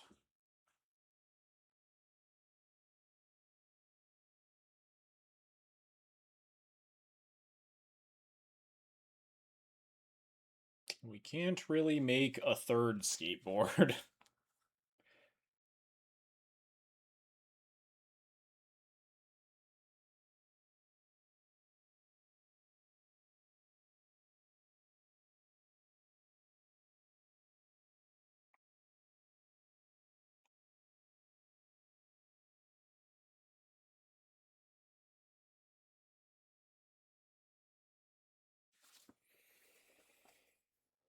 Yeah, let's start here.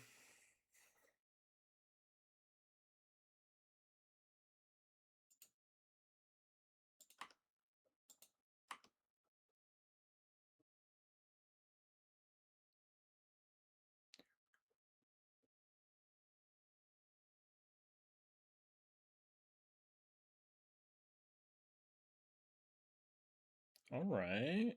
Alright.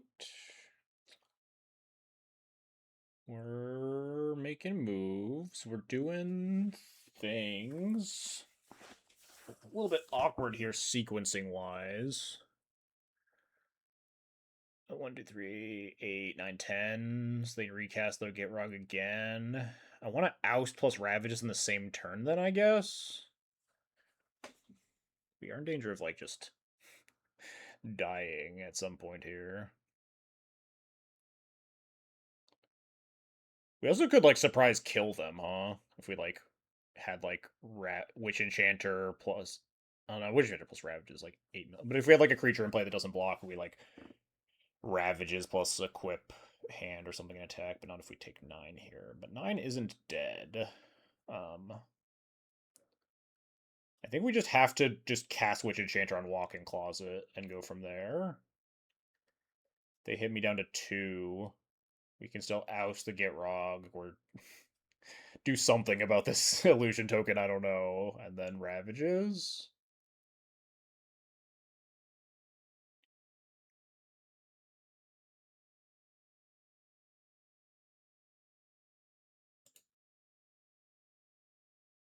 1, 2, 3, 4, 5, 6, 7 mana. So it'd be 5 mana here, so we couldn't formal wear too.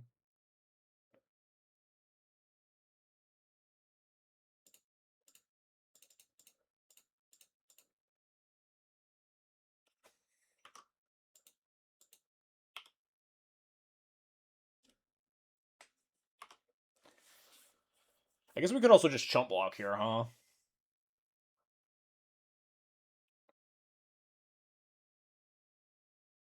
That's if they don't like kill my Witch Enchanter, we just like chump block.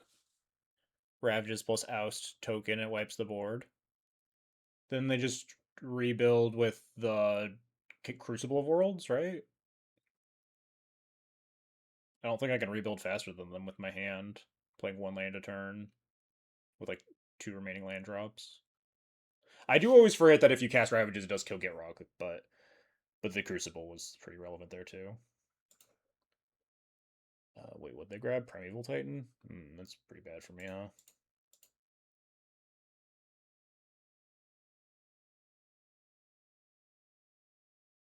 Oh, they're not prime timing. Huge. Oh, less huge. They are shooting my Witch Enchanter. Can they play another land here? I think so. I think we're just dead. This thing shoots me. Did they play a land already? I don't think they did. I don't know. Yeah, we're dead. Damn. I wasn't expecting burst damage. Genuinely, I've never seen this card before in my life. Actual Exaxie's dead. It's possible I should have pivoted off the skateboard plan earlier and just went for the skull clamping for Ravages. Just kind of like forgot about that line.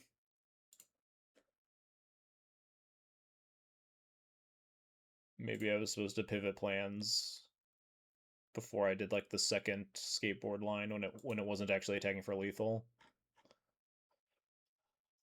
His hand is mediocre, but I think keepable. There's some good ones here.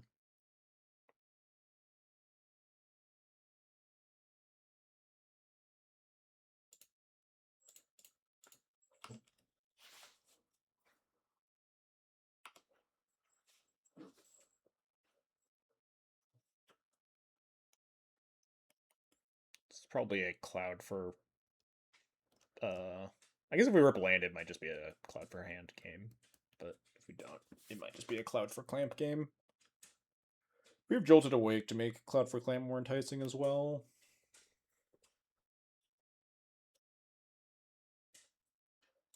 Am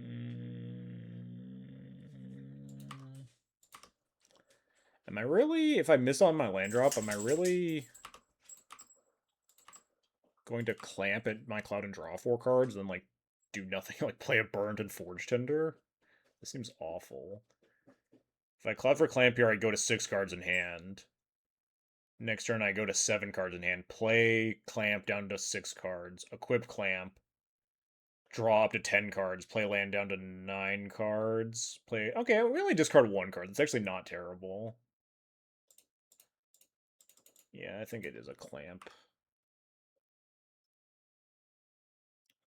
Just to ensure we're like hitting our land drops. And then when we Jolted Awake the Cloud too, we can potentially go get hand. Make it a hand game after. If we just like rip the land off the top, I might just slam Thalia instead. Oh, that's fine.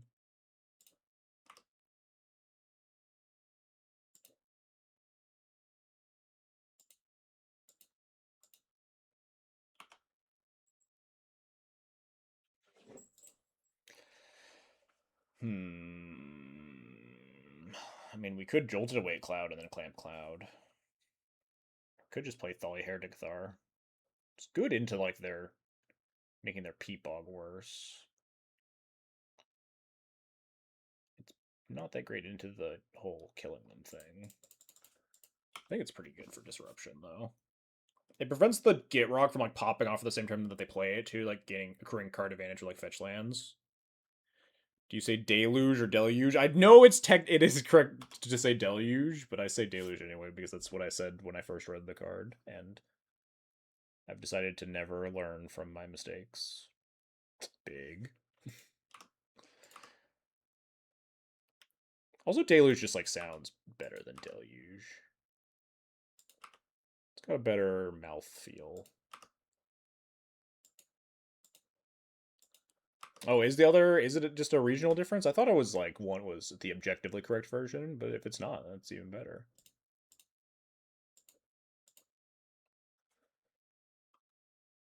Come back to me, Cloud. I like Deluge. Yeah, chat gets it. Chat gets me. Deluge sounds like English people who say schedule. Yes, yeah. I feel that. This might be a Hand of Vecna moment, although I think we're just gonna cast Armageddon, but none of these cards seem that exciting anyway. I guess maybe 4 more is okay, if they kill my THC or something. I think they're just gonna die to Armageddon.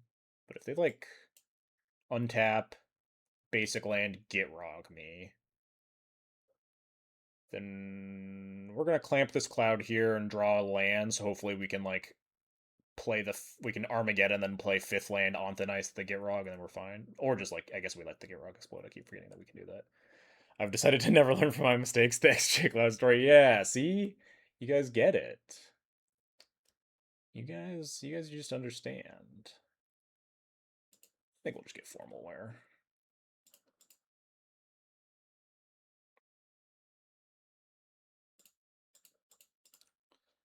I would like to draw 4 cards, please. Yeah,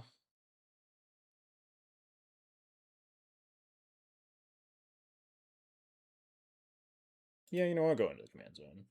It's fine. Well, I was really hoping to draw basic planes, but yeah, I mean, I guess. Hard to say no to more Armageddons, I suppose. Yeah, I mean, I guess we'll just put this thing here and move to discard. Goodbye, Burnt and Forge Tender. You were not very good in the green-black matchup.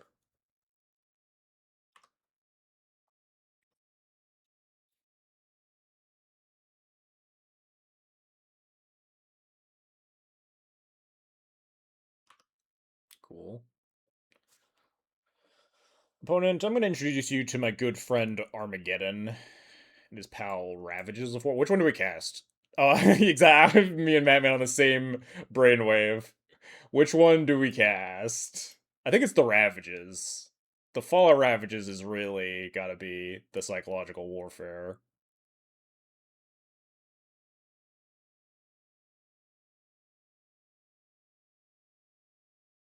I'm getting Green Sun for 0 here. Get the old Dryad Arbor. That one dies to Ravages of War.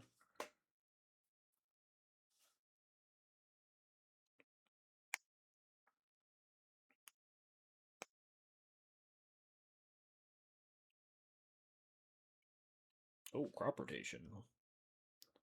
I don't know what we're getting here.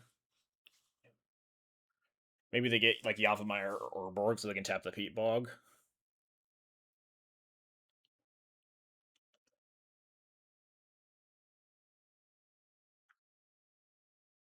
Please ramp more. Yeah, please just like tap out for like another thing that puts more lands into play.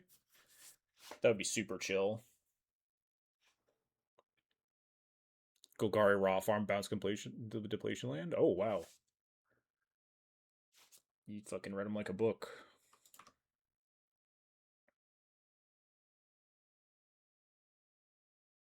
Oh, and then replay depletion land. They hadn't even played a land for turn yet. Well, I have some bad news for those lands.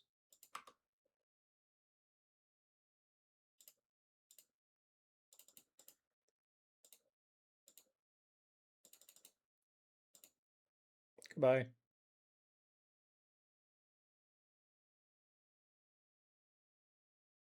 Yeah, there we go. Snap concession. Understandable. Have a nice day. I know how these degenerate landfall people think. Yeah, I hadn't realized that they didn't play their land for turn. Then the bounce line makes a lot of sense.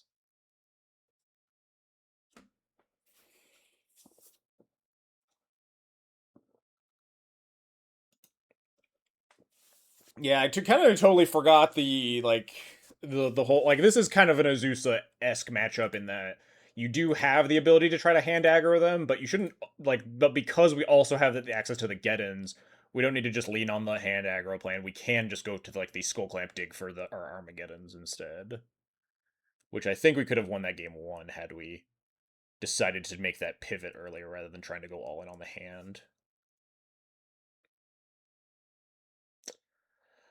This hand, speaking of hands, this one I think sucks.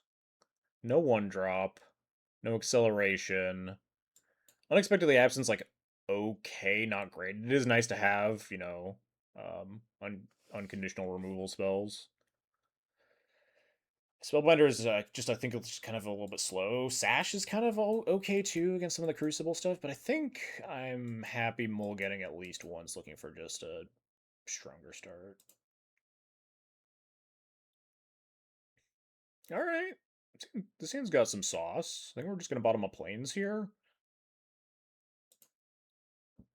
I'm gonna keep the Talon Gates because it might be able to just punch through a Gitrog for a lethal moment with the Hand of Vecna.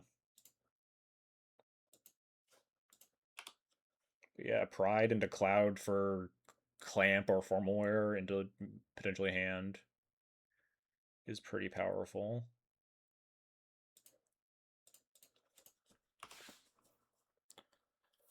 Going wide and going big. I think we'd probably get Clamp because it pairs well with the Ocelot Pride tokens, even if we don't end up putting it on the Cloud. But maybe they'd kill this Ocelot Pride. Who could say?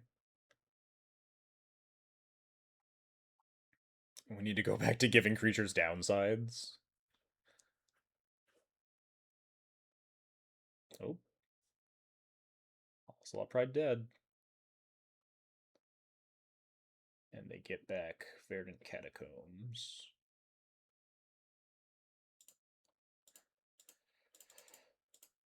Now, and they played Yafa Maya, so I have to click on my lands more. Everything's terrible.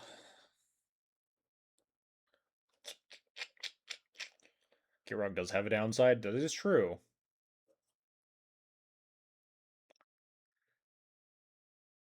I think this is still a clamp game as like a pivot plan in case things go south. I don't really think formal wearing back Pride is particularly strong here. Just really slow.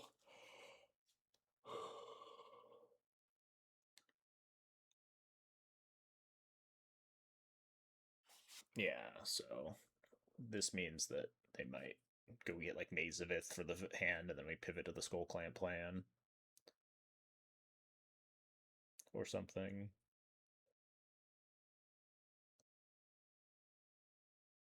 They might just play Gitrog though, try to block, and then we can get him with the Talon Gates or the Anthonice, I guess. I have a habit of playing all my basics first. I need to get into not that habit because I definitely want, especially with the Anthonice, I want to basic in my hand in case we find Get In. Flagstones in play is obviously better if we have Get In. But yeah, I think this is just a hand turn. They can, instead of playing Gitrog, they can go get Mazavith off of the Urza's Cave.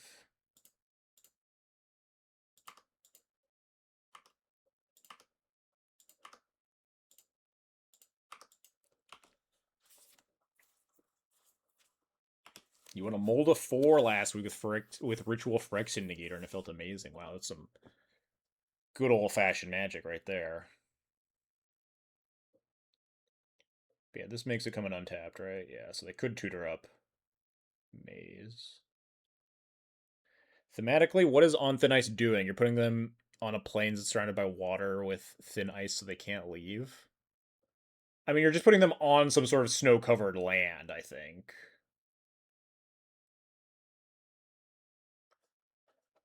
I guess if you really wanted to get into the flavor, it probably should be like enchant snow-covered island you control, huh?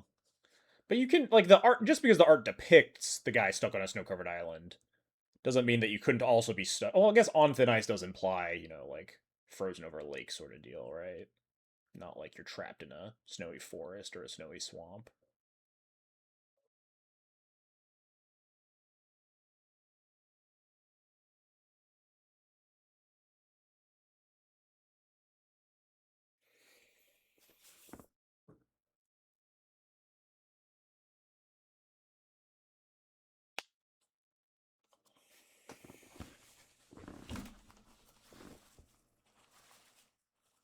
So if they just say go, then the writing is on the wall that they're gonna pivot to the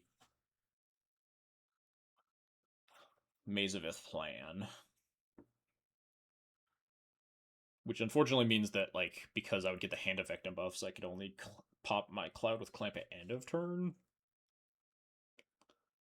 We could maybe draw something else to do in the interim. But if they just say go, maybe I'm supposed to just like clamp pre-attacks. But then I don't. I think I want to like force them to get the maze if necessary. But it would be really nice to, clamp cloud, jolted away cloud, clamp cloud again, dig for the gettins. That's probably good enough. Even if it doesn't force the Urza's Cave for Maze of Ith.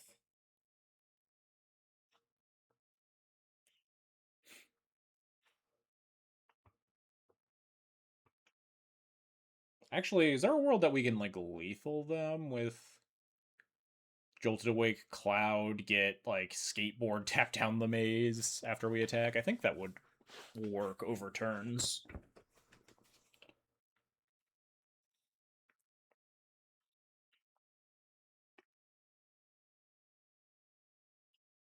See, I think if they just like leave up the maze, then we just play clamp, attack, equip the clamp, let the cloud die in their upkeep or whatever, and draw 4 cards. I don't have to move to discard if I do that, right? Because the cloud won't die on my turn. He'll lose the buff on at the start of their turn, right? So that's kind of nice. I don't think that's ever come up for me before.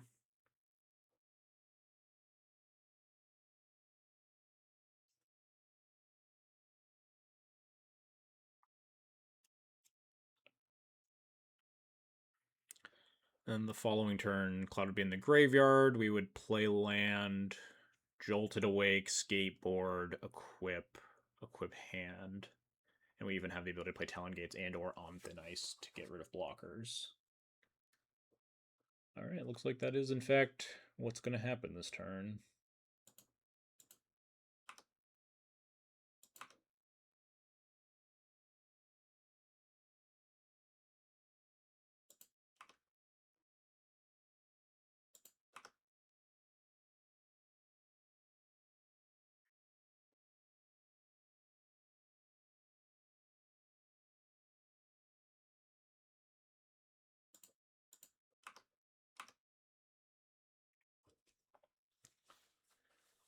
Yep. I guess maybe they get Glacial Chasm, which means that we don't do the skateboard line. Also, I don't think they'll do Glacial Chasm. I think they'll just do Maze here. Glacial Chasm would set them back pretty badly. And they're only at 7 life already. I think it's just much easier to get the Maze. Yep.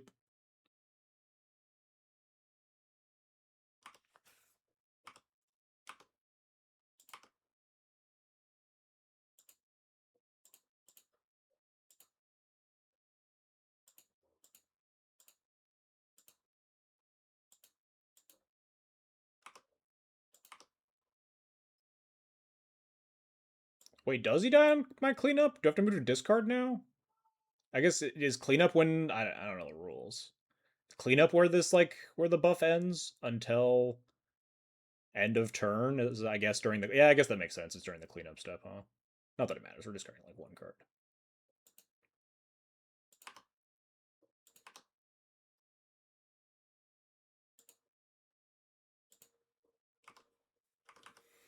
Yeah, end of turn buffs wear off in the cleanup step.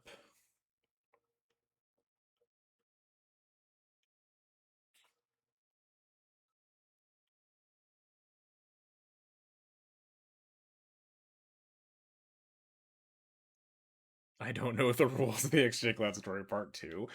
It's not often that, like, you get, like, weird cleanup step triggers, in my defense.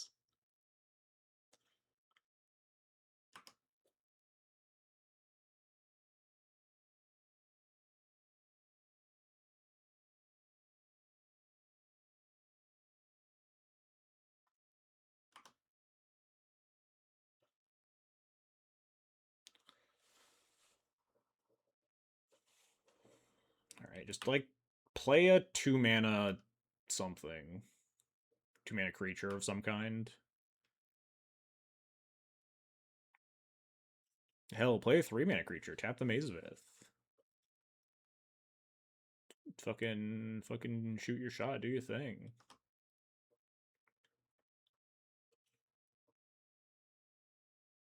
Oh shit, that's a combo. Didn't even realize that was how that worked. I guess I did know that, because that's like how... Oh, that's fucking scary. I don't know if how much they could do this turn specifically. I mean, I guess I can't do anything about it, so I just, like, let them go nuts. Yeah. It does strike me as something that they would wait until my turn for. Or wait until they're untapping for squandered resources pass. I mean, what are they going to do? They're not going to storm off. They're going to, like, draw 5 cards, then have no mana.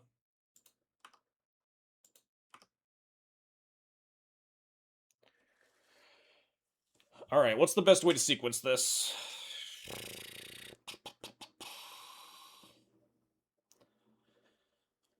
Onthanites the Gitrog? What happens if they float mana? I guess that's the same thing if I seam rip the squandered resources. Opponent's the type of person who pays 3 life with Necropotence.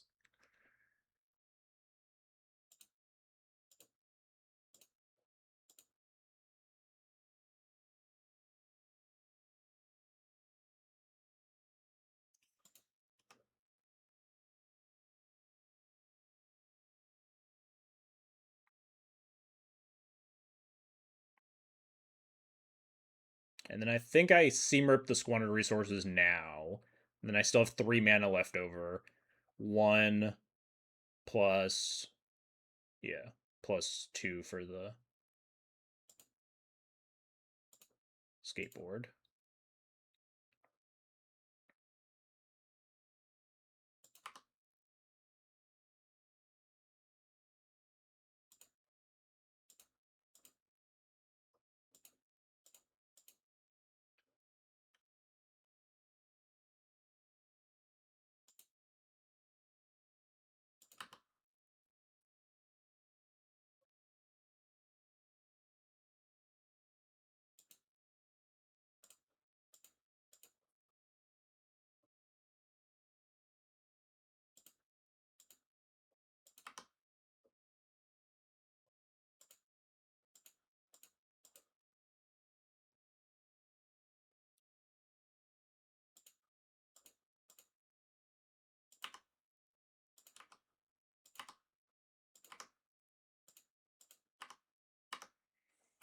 Get holy on nerd. Skateboard was really good that match, huh?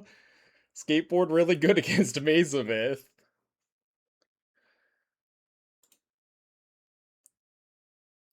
We won the game where Skateboard was worse than Lavaspur Boots, and then we won the game. We would have definitely lost to the game had we had Lavaspur Boots in our deck instead of Skateboard.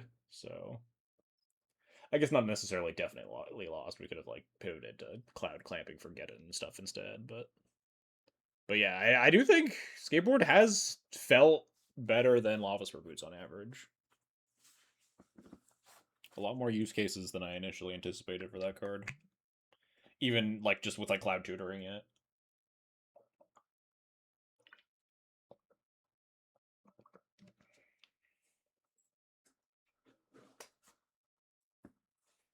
Definitely helps a lot with the Hand of Vecna too. That game three was also like a big Hand of Vecna game where if I had like a sort of Feast of Famine or some bullshit in my deck, it just would have been way worse. We were talking. I was like kind of low on Hand of Vecna, but those Azusa shaped matchups. It's just like way back when I was playing like the old Doom Traveler version. The Hand of Vecna plus the Geddons was like the trick to solving those kind of low interaction landsy matchups where your deck is just way faster at killing your opponent if they're not interacting. And then if you have to pump the brakes, your opponent's like stopped you from doing the Hand of Vecna stuff, then you can pivot to like the digging for your dual Geddons. And I mean, it just feels good when you play against stuff like Gitrog or like Lumra or Azusa. Yeah.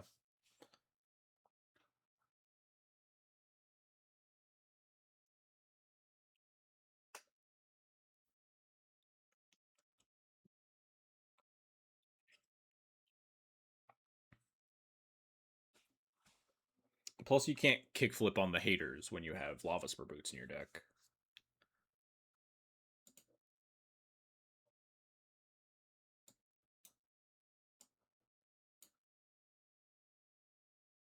It's also just like we added a Teenage Mutant Ninja Turtle card, so this deck is like slowly becoming more and more of a Universes Beyond mess, right? We got we got Fallout, we got Spider-Man, we got Avatar, what's his name? The Duke. We got Final Fantasy, obviously. Um, we have Lord of the Rings in here somewhere, right? We have like a Lord of the Rings card. Maybe we don't. I'm sure. I feel like one of these cards is Lord of the Rings, but they're all I don't fucking remember. Oh, we got the not actually Universes Beyond, but we got like Dungeons and Dragons. Um, that's not Spider Man. we have we have copyright infringement, Spider's Human Hero.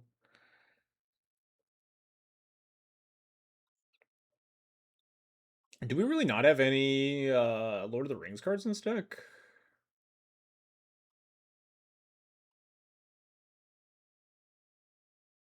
That's crazy. None of the lands either. Abandoned Air Temple, another Avatar card. Yeah, I think we might have zero Lord of the Rings cards. I guess how many of them are even like playable in white? It's like Samwise, not super strong.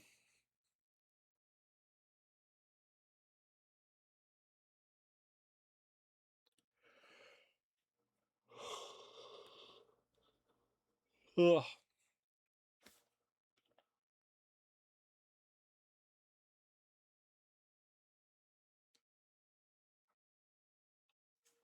What other universes beyond sets are even out there? I guess we don't have any like 40k or we literally can't have any Doctor Who cards. But the Doctor Who cards are all like pretty fucking terrible anyway.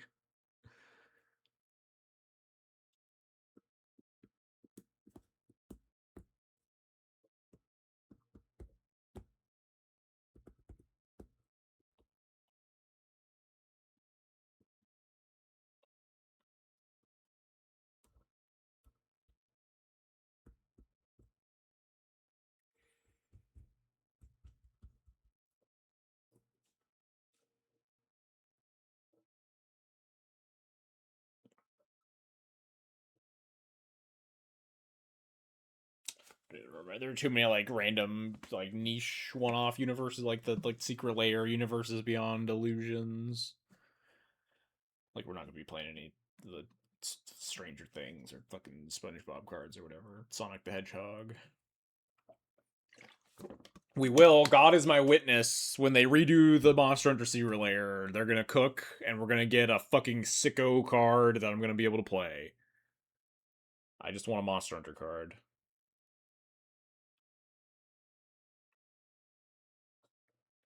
It'd be really sick if we got like a playable Monster Hunter commander. Like they print like new cards for the Monster Hunter set instead of a bunch of reskins. But honestly, As someone who loves Monster Hunter, I'd accept if we just got like Recruiter of the Guard with like a Monster Hunter skin or some cool equipment, something like that.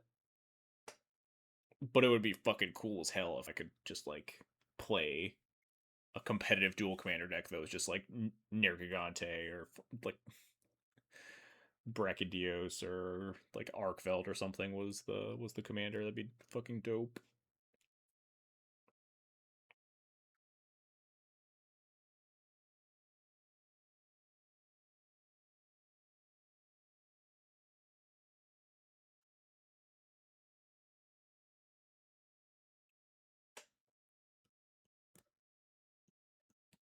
Man, we've had round three so fast, and then suddenly we have nobody again. I might run to the bathroom between matches here.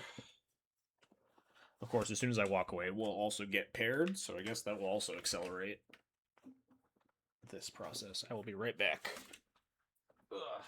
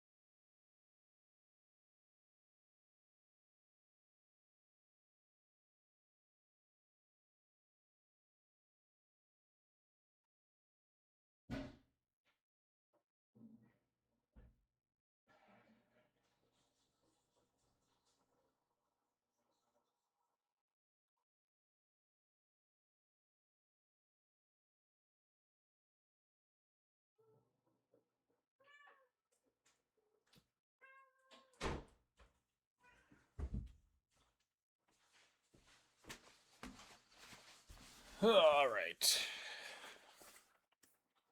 No mods, we can do whatever we want. But that's your best work, man, Gork. You can do better than that. No hostile stream takeovers. No like lighting fires in the chat. Nothing. Ugh.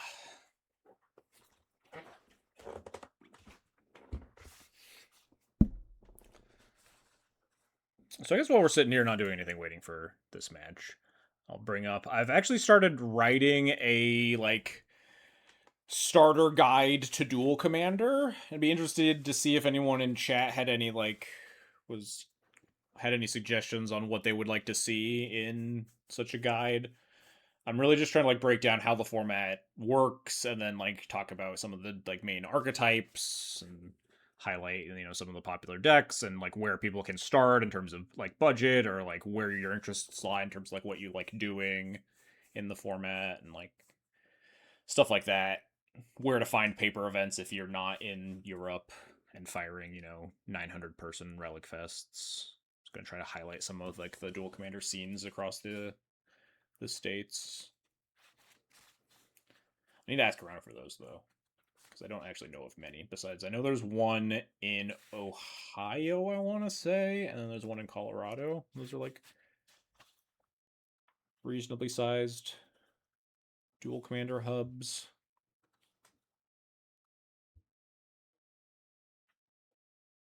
So I guess not only people in chat, but if you're actually, if for some reason you haven't fast forwarded through this on the YouTube VOD and you're just sitting here watching me talk, then feel free to drop in the comments what you'd like to see. I'm like probably like 2/3 of the way through writing it, but I'm not gonna like have to run it by people first and see if there's any other additional sections that I should add and stuff like that.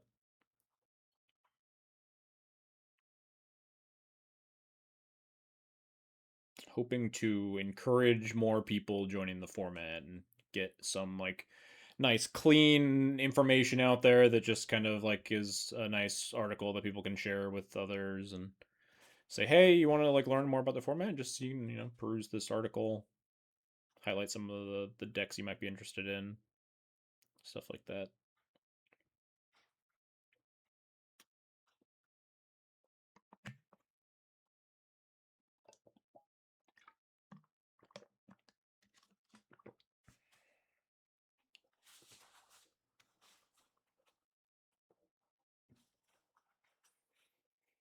I've not had a lot of time lately to be writing it though. Been had a really busy week so far.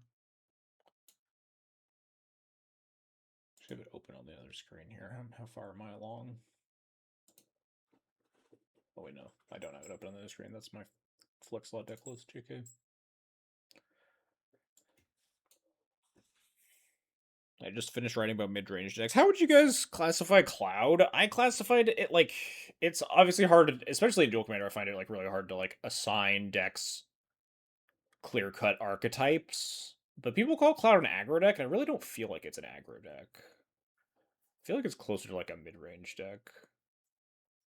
Like D&T is straight up a control deck in Legacy, but I think Cloud has definitely some more like play to the board aggressive elements that like lend it to be so closer to aggro or mid-range. But it feels kind of goofy that people classify like Feli as a mid-range deck and Cloud as an aggro deck when they're like so similar in composition. Just because Cloud wants to attack, like Feli wants to attack, even more so than Cloud probably. Why does that make Feli an aggro deck?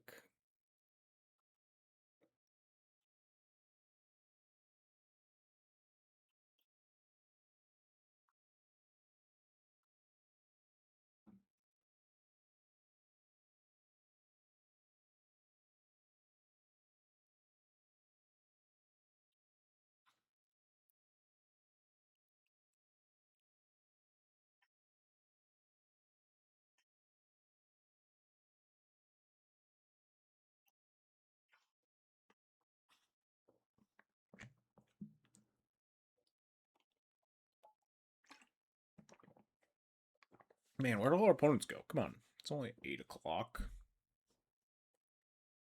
We were firing so well.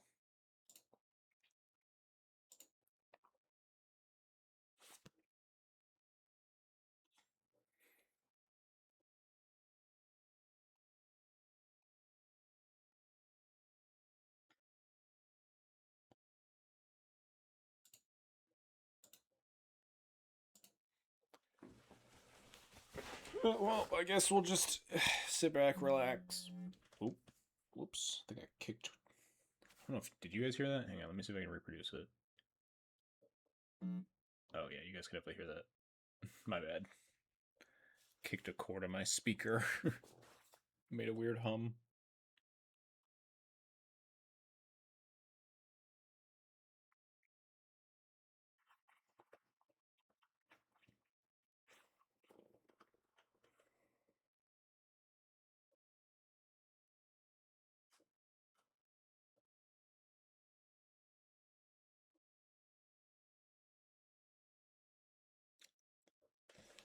Man, we were talking about. I think Hand of Vecna was like one of the cards on the chopping block last week. We were talking about cutting Hand of Vecna and just like maybe playing no other equipment, but then Hand of Vecna showed up versus that Get Rock opponent. Hard to say. I don't know. I think I like this list a lot. I think short of like really blowing like Quintoria's wide open, I think I'm gonna play something close to this at Cool Stuff Con in May. This list has felt really strong. Expect to probably see like an overabundance of like Aragorn and 2099 showing up. Probably not a lot of Lumra. Although I wonder how much Lumra is suppressed by like people not wanting to click through the combo on MTGO. There are a lot of like weird amulet perverts out there, and Lumra's just an amulet titan for Duel Commander.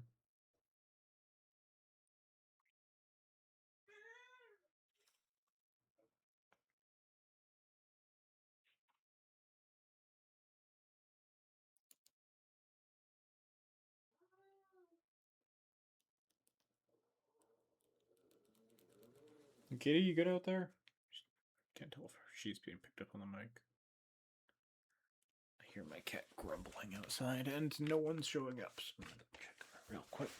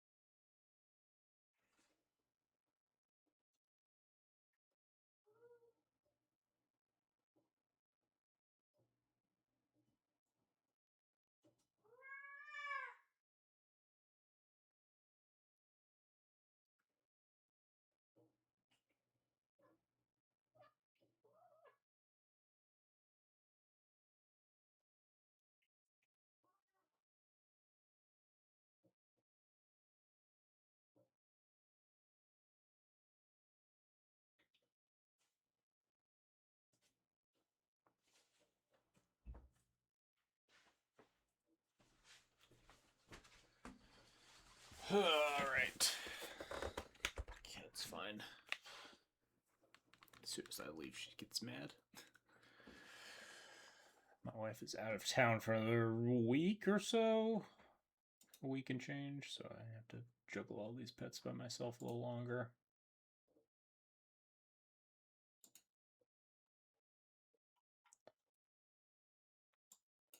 Man, where'd all our opponents go? Why did we stop firing again?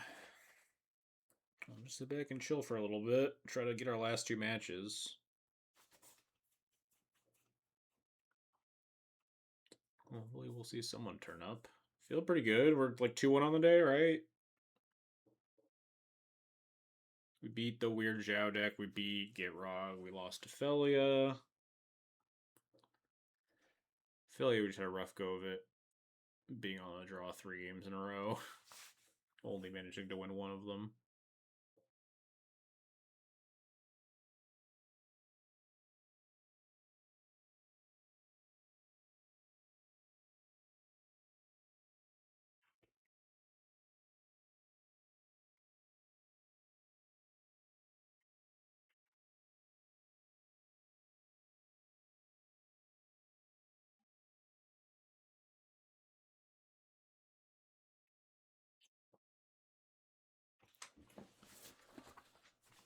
Guess we'll just chill. Still, the night's still young, so I have time to kill.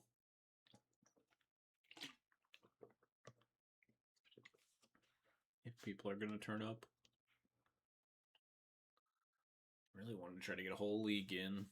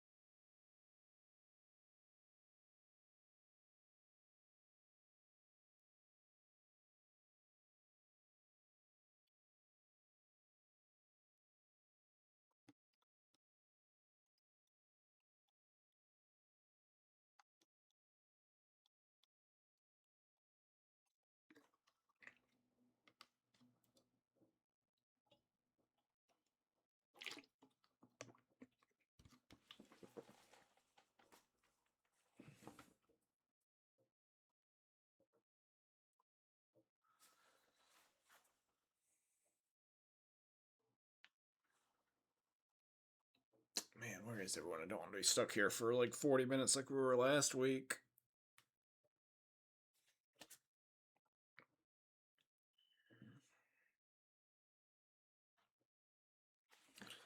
I guess not a lot of people are in the, well, like, not that the number in the league itself indicates active players, but although I guess active players are just players that have joined a Duel Commander league, but we did just refresh the leagues from, well, because of the BNR update. Yeah. Oh, hey, kitty. Come on up. 73 is like not terrible for active players, but I imagine most of them are active at like EU times. See all the people getting trophies in like morning and like into the afternoon a little bit. Probably most of the players are across the pond.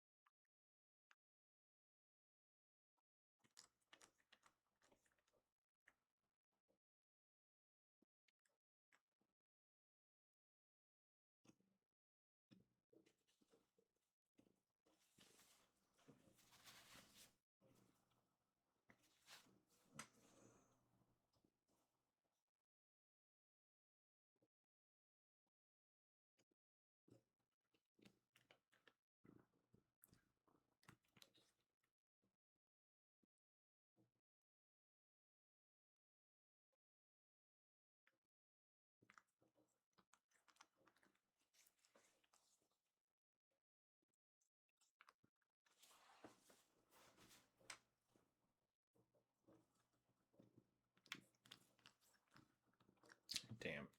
Guess we're really not firing tonight. Maybe we're just in like a little bit of a lull on the Duel Commander queues and can't fit it in our full leagues on my time slot like when we were playing in like January. A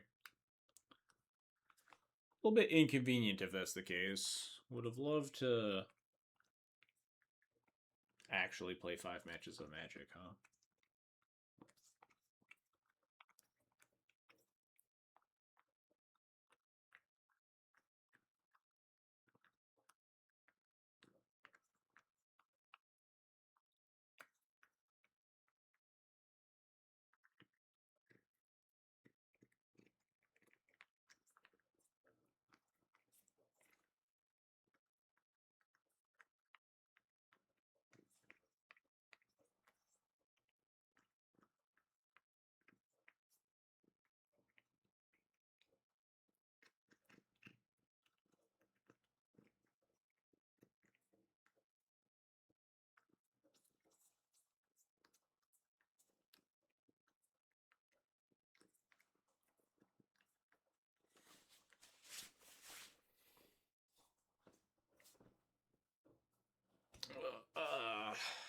We're not gonna fire. Do we really have nothing else to do? Can I start looking for someone to raid?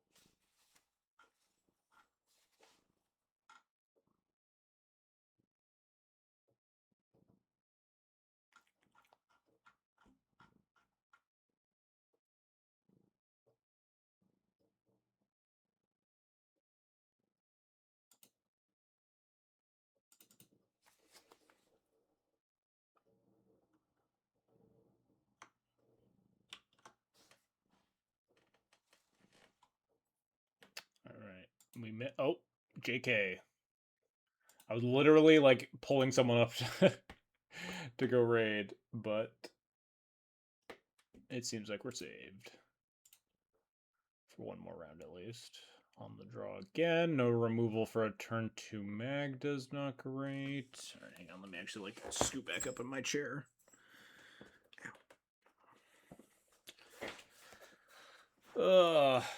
Yeah, no removal for a Magda's not the best thing I've ever seen. But we have one drop.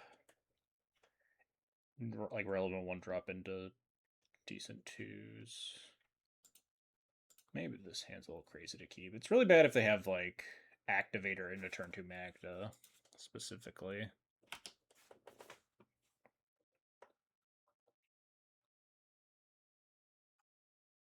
Oh, the person I was about to raid just went and raided someone else. So I suppose that worked out very well for me. But I'm looking into 5, but if they just go like, like Relic of Progenitus or whatever into Magda, it could be pretty bad. Okay, Hired Claw at least is blockable.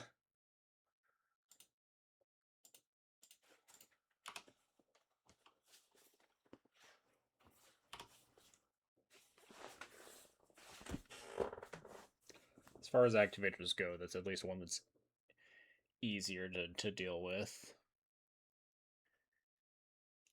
And it's slower, right? It doesn't let them... They have to attack with it first so they don't make the 4/4 Haste Dragon to hit me.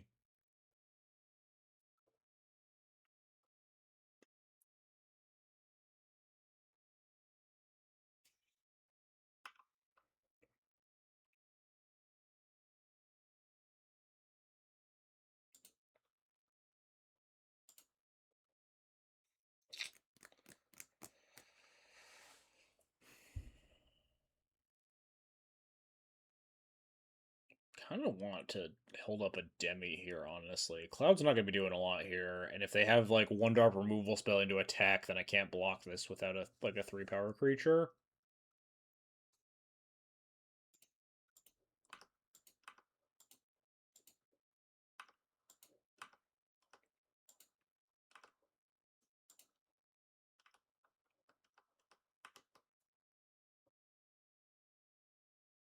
Plays better around like a Fury or something too.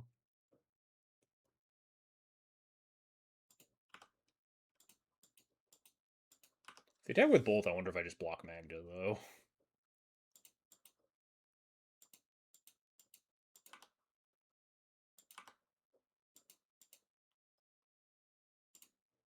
I guess no, I want to block the Hired Claw because I want to force them to use their mana. So maybe they just have a straight up removal spell for the Demi, and it doesn't matter. Just a random shock or whatever. Yep.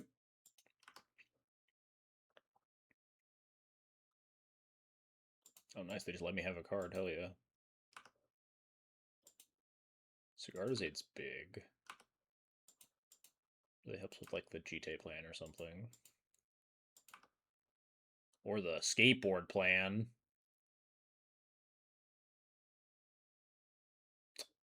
Ouch. It's pretty nasty. Activates their Magda. They can also give their guys a Demi's ability for however much that's worth.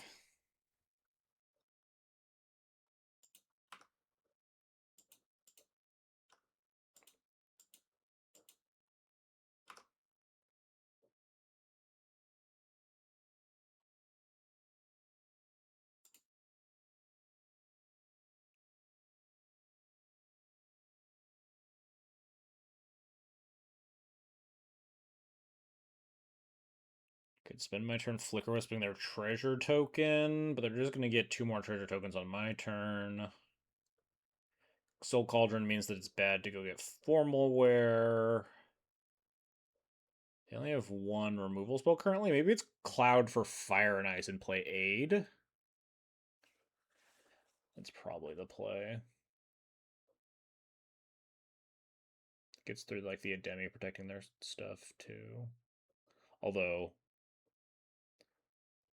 Seal of Fire on Cloud means, and like the Soul Cauldron eating a creature means that I can't shoot the Magda with Sword of Fire and Ice, but it's maybe fine. Happy belated birthday, thank you.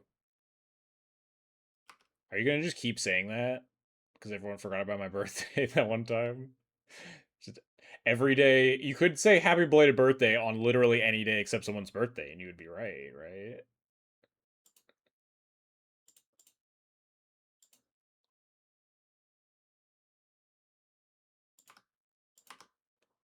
I mean, I guess I'm not blocking, so I am attacking. I'm mostly saying because it's Toast's birthday that makes it funnier. I mean, that's also true. That's fair. I can't believe Toast wouldn't be here to celebrate my belated birthday.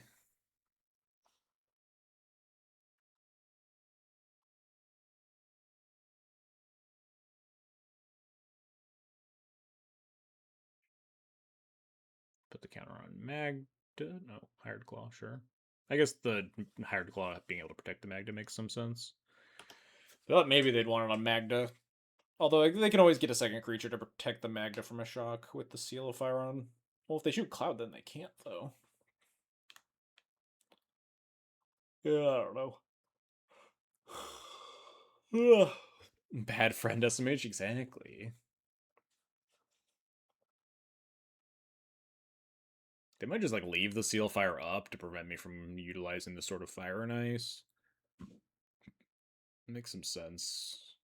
But then they have to like trigger the Soul Call. They have to like kill one of my creatures or get some other crime in order to attack me with a 4/4 this turn.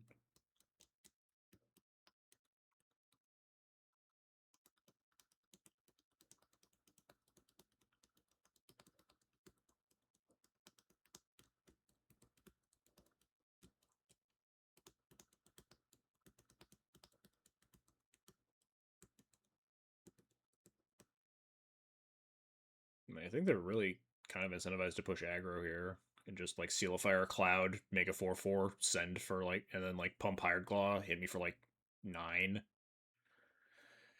That's that's a lot of damage.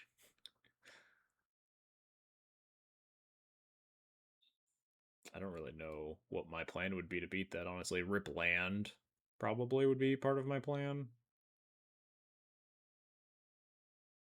Top deck a land so I could like skateboard down one of their attackers and sort of Fire and Ice S% will kill Magda and then take like 5 more damage and die to the Hired Claw. No, then tap the Hired Claw, take 4 from the dragon, go to like 1. Then Flicker Wisp, but then the Hired Claw attack kills me. Yeah, I don't know. That seems like a pretty good play to me, but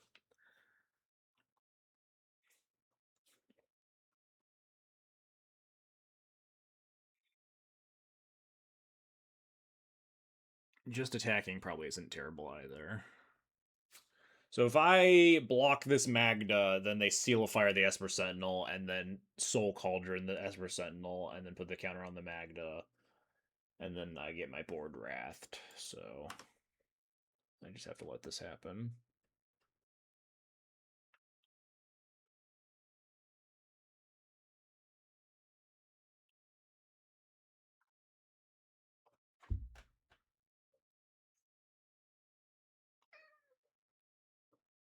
Really want to draw a land would be nice. Oh, Reverend Mantra is actually enormous here. Not a land, but it is extremely good because now we get double Cloud Trigger.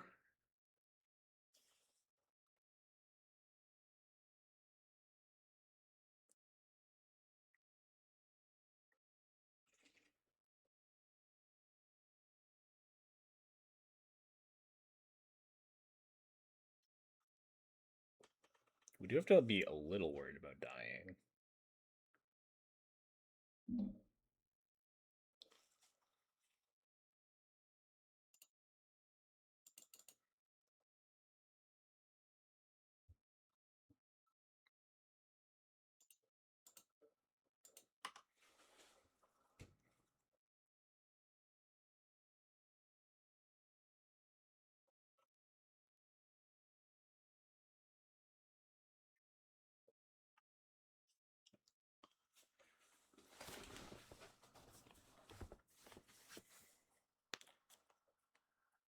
Genuinely unsure which of these cards I'm supposed to pitch, because there's a world where Ravage is actually good.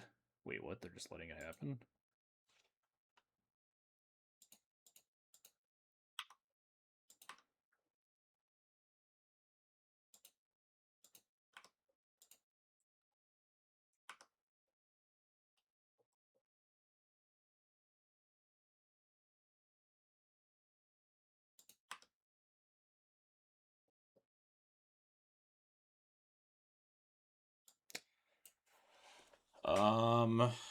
So we get to double draw here, which is very good. So we can try to rip a land for Skateboard. I think I'm supposed to shoot the Hired Claw twice. Because if I shoot the Magda, they can literally just recast and like re-trigger, and then they can send for lethal damage, although the S% always walks. If I shoot both at the Hired Claw, they might seal a fire and then Soul Cauldron. But then we have Reverent Mantra, and then that stops the Soul Cauldron. Oh, no, it doesn't. They can always just target my Soul or Mantra.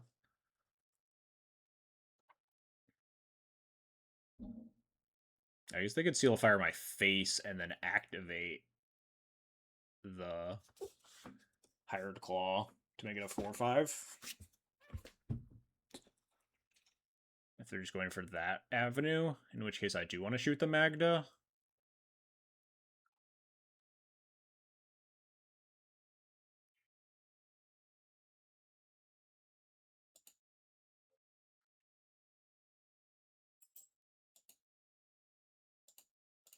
I think I'm shooting the Magda once.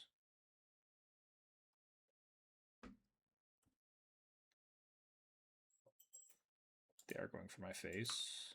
Interesting. Oh, they just want to make a treasure.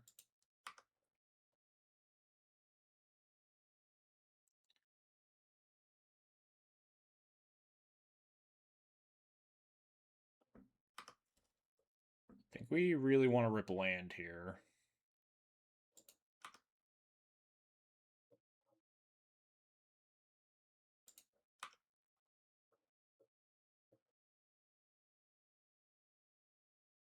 They have one card in hand. I think we laid on arms. We laid on arms as Hired Claw because if they, they just left Magda in the graveyard. Oh, because they're gonna put it on the Hired Claw and then recast. I see. So we laid on arms as Hired Claw here because that means they recast Magda for 4 mana, and then they only have 1 mana left over because they could like. They have 3 treasures after that. They can activate the Soul Cauldron on my lay down arms for the 4th treasure tapped. They could sack 3 of them, so they would have 1 more treasure and the ability to attack me with a 4/4 haste, but I think that's better than like Skateboard tap down. Although I could like Skateboard tap down the Flyer and Reverent like block the Hired Claw with the Esper Sentinel and Reverent Mantra. So there is a world where I die because I do this. If they have like, burn spell. So maybe this was worse. I was supposed to Skateboard the Flyer so I don't die to Bolt sort of deal.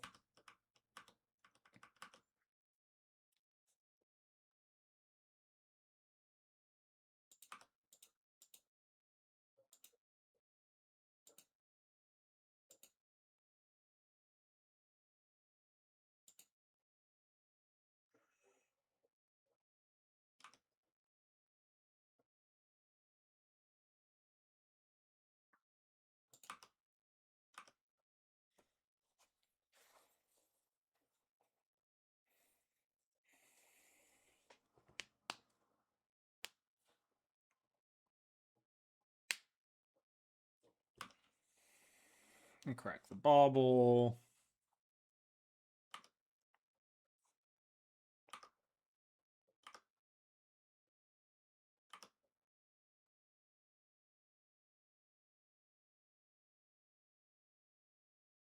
Sack 3 treasures, make a guy. Hope that last card isn't a bolt.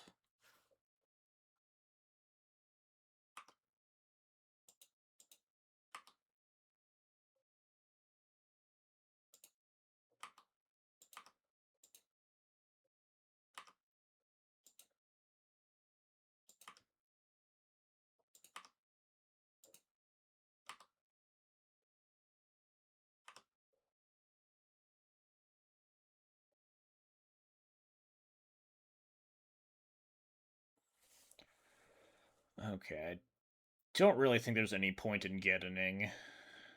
I think we're just going to wisp the thing, shoot the Magda, hold up skateboard, try to lethal him next turn.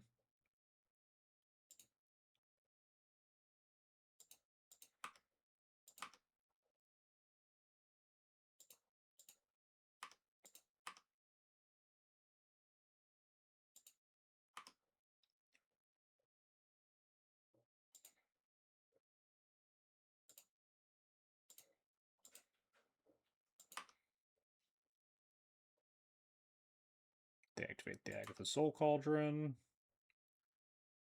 Or not.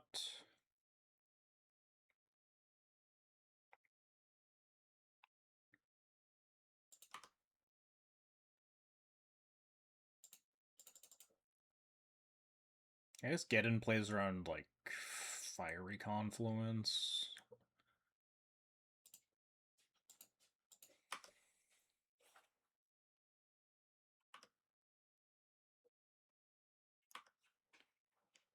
Although I don't know if we have lethal there. If we double shock the dragon, leave the Magda in play, get in them, play land, hold up, skateboard, tap. I guess that is probably still lethal.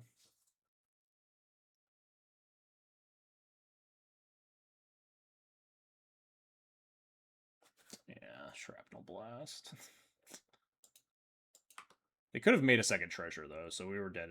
They just chose not to with this Soul Cauldron for some reason. So we were still dead to this if we had Geddened. Dang.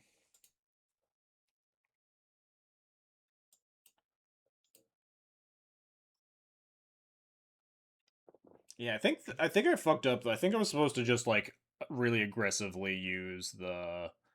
Once they let me equip, I was supposed to really aggressively use the Reverent Mantra and just not Soul Guy or not lay down arms the lizard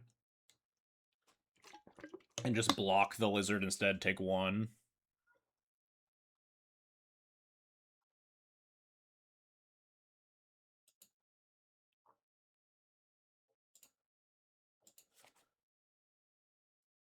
And tap down the flyer and then untap and deal with their stuff. This hand seems excellent. Seems like way better than my last keep.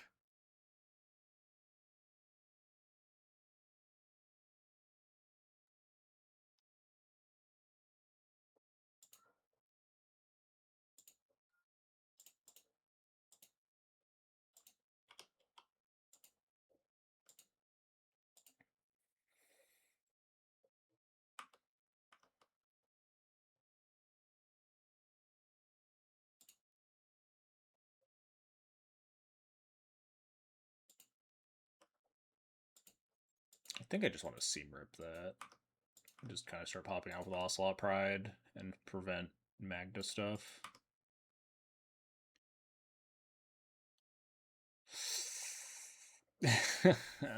I guess this GTA should not change my opinion because we always have the ability to like Cloud for GTA. Oh, whoops.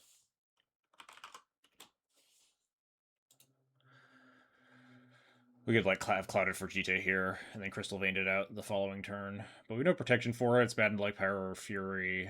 I think I'm fine just seam ripping this Magda. But what happens when they play Magda on turn 2 and I just get brick walled by with Ocelot Pride?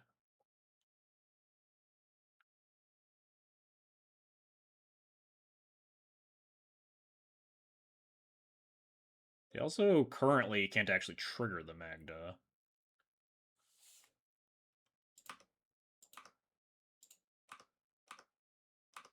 This is like so bad into Fury or Pyrokinesis though if I like play Cloud Go Gite. And you just get fucking hammered by a Pyrokinesis. Maybe we just like play Voice of Victory here, and then we can just GT on the Ocelot Pride attack through the Magda next turn. That doesn't seem horrible.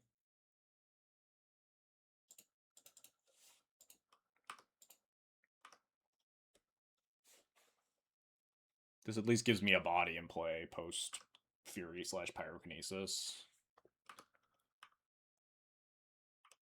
Still, like, pretty horrendous for me, but I don't think there's a... I guess the play to make that isn't horrendous against this is just, like, the Seam Rip the Ghost Vacuum.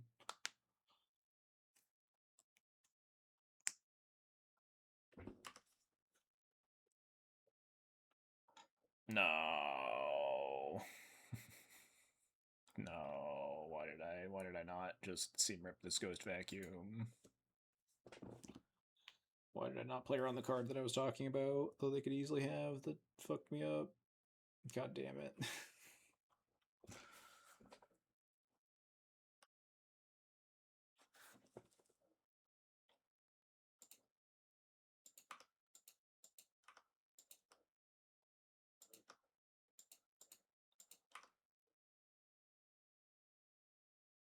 Ooh, Force Tender's nice.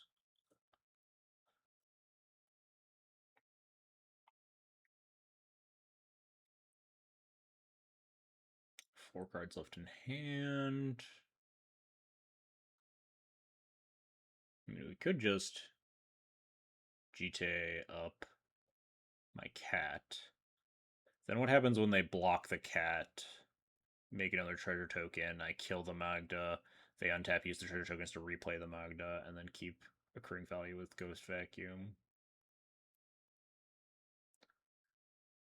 I could Seam Rip. I should have Seam Ripped the Ghost Vacuum last turn.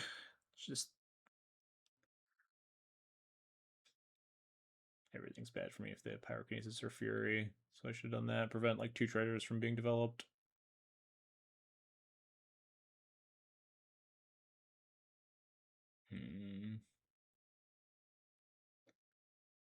We could just like Seam Rip play out Jite.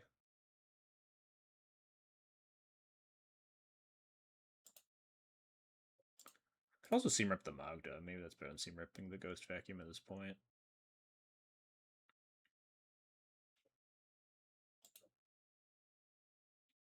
It might be. It just requires more reinvestment.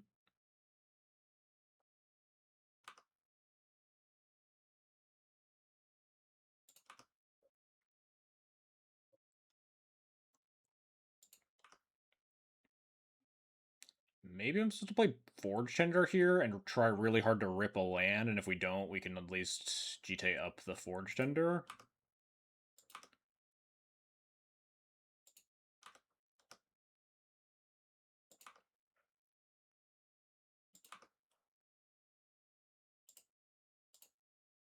To keep killing the Magda.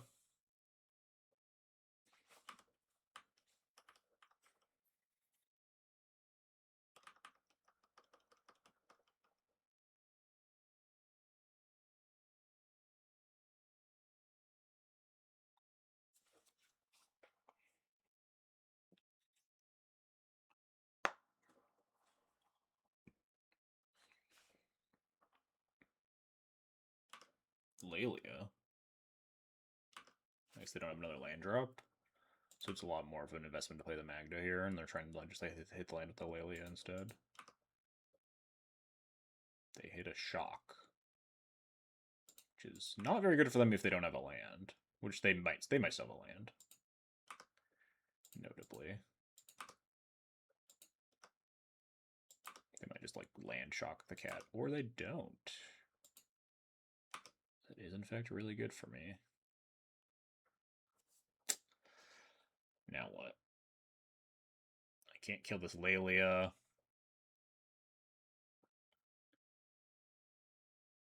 Oh, they actually pump their Lalia with their Ghost Vacuum. That's fun. I think that means I kind of want to just get sort of Fire and Ice online. Draw some cards. I have to sack the Crystal Vein for it, but drawing some cards to find some answers seems pretty good. It also just, like, races them. I think I need to put the sword on the Forge Tender, though. As much as I want to, like, leave the Forge Tender back and block this and pour red my other creature, I don't want to play into them having a Shock Last card. Although, I guess if they have Shock Last card, then we can use the Forge Tender to protect it.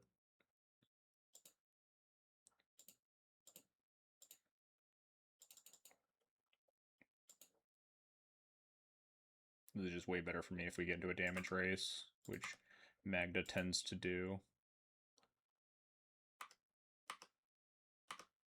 Give sword to cat, yes. Cat? Cat likes sword. Land is really good, because it means we can play an equip GT next turn.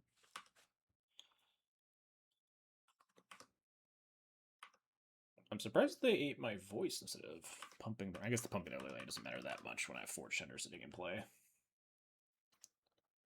They're not that close to cracking this Ghost Vacuum. Oh, they only have one card. If they had Gao in hand, then that makes a lot of sense.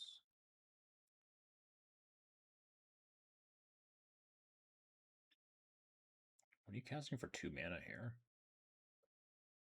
Oh dear. Jesus. Wow, they are in fact racing me. This is suddenly like 1,000,000 damage. Holy shit, are we just gonna like fucking die? Prevent all damage of red swords of your choice would deal this turn. So I think I just have to prevent. I can just like block this and prevent all of Gao's damage. But then they can always re-trigger Gao pretty easily with the Ghost Vacuum.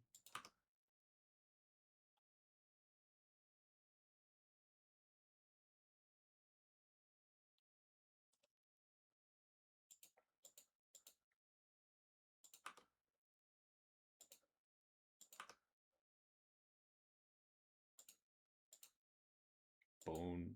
What the fuck is that? This is like 8 billion, man. I'm not reading that. Sacking Burn and Forge Tender here gains me like 10 life, which seems pretty important.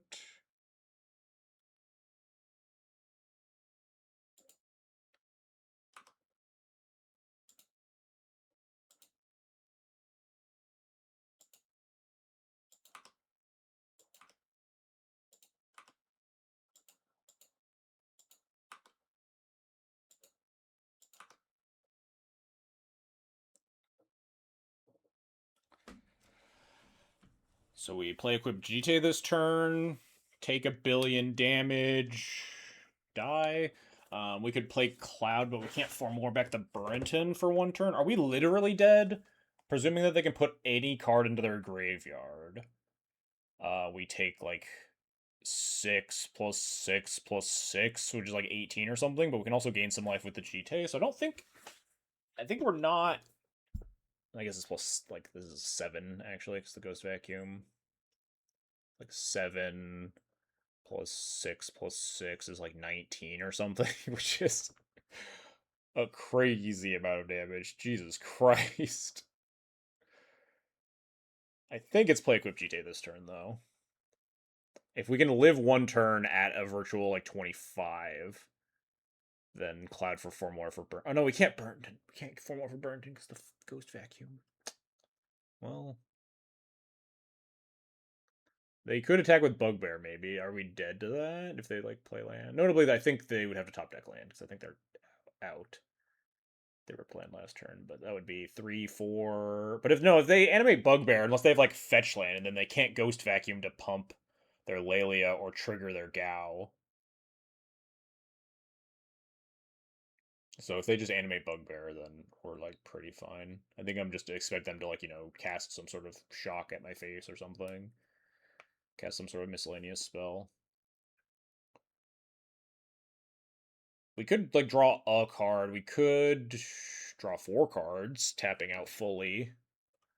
But then we'd have to be hit like exactly Solitude. I think it's just GT.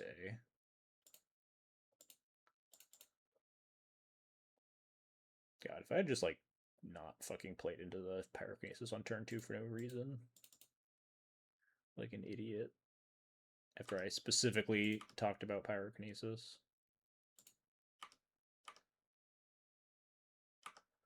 I could maybe not attack. Is that insane?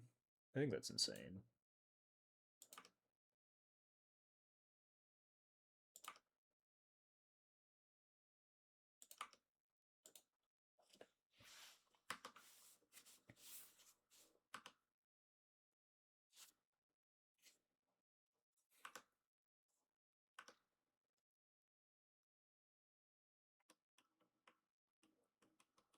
Extraction Specialist, the Forge Tender, true.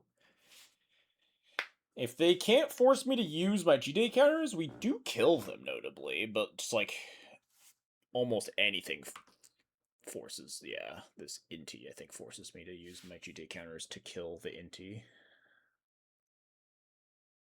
Although, hang on, if I we have 8 minutes, we have to do some math here. If I kill the Inti, they can Ghost Vacuum the Inti, which triggers all their bullshit. If I don't, then they can just discard a card and then exile that, which triggers all their bullshit again. But is it lethal if they do all of that? They put a 1/1 counter on a creature. Let's on the Gao because the Gao compounds. Then they exile the thing that they discard, which pumps the Lelia. So they're both 6/6s. They attack. The Lelia is a 7/7. Gao's a 6/6. Gao attacks to become a 7/7, which is exact lethal. Okay. So I do have to use the GT counters anyway. So I think I'm supposed to kill the Inti.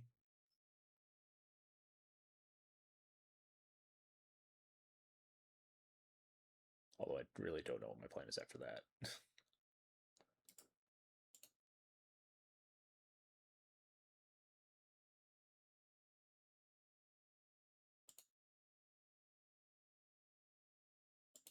Maybe I'm not supposed to kill the Inti. I'm just supposed to like gain more life instead. Although like looting is bad for me. I don't want them to hit more land drops. If I kill this, then I think they're off. Even they do all this, they miss the counter here, but then they're only off by like 1, right? I think it's only like 20 damage then, or I guess 18 because they don't double pump the Gao. Ugh, I think we're just kind of really fucking hosed here. Can I just gain some life and then I have 3, 4, 5, 6, 7 plus like Cloud Skate? If I just gain 2, I'll let them attack. Like Cloud for Skateboard. If they deal exactly 21, and I keep 1 counter, then I think we have it still.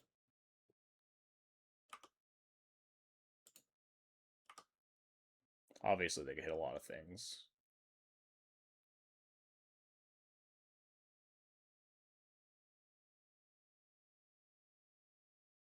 You kidding me?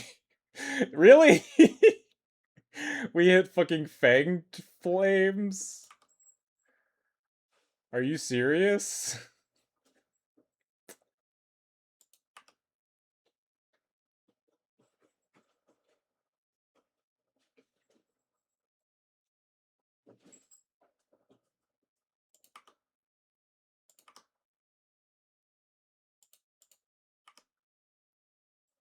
I was off by 1. I think they're dealing 22 damage. I think I missed the Lelia pumping itself on attack or something when I was trying to counter damage. The Fang Flames uses my other GT counter. At least it doesn't just kill my cat token. Devoid gives another gift. Wait, what?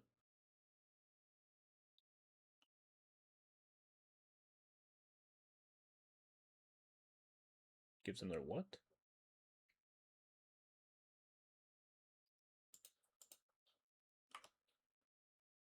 Okay, they're missing 1 damage. Cool. Oh, never mind. Not missing 1 damage. Oh, Devoid, just the mechanic. Devoid giving a gift in a 4. Okay, got it.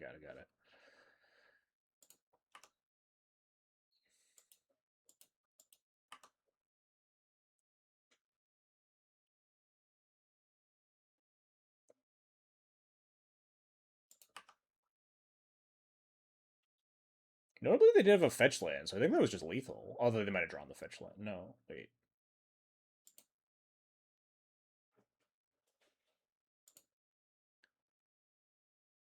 I can't believe that we actually found the lethal line and then they hit Fanged Flames off of the Lelia. So unreal.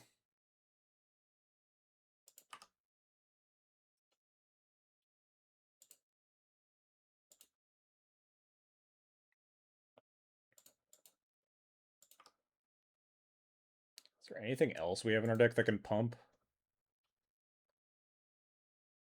Wait, the cloud. No, wait, the cloud tapping down the Inti is maybe lethal here? Unless the last card in hand is like Shock. This is 5, and just like Skateboard on the Cloud, right? If the last card in hand is Shock, they would just kill me anyway, but like a Shock that doesn't go face.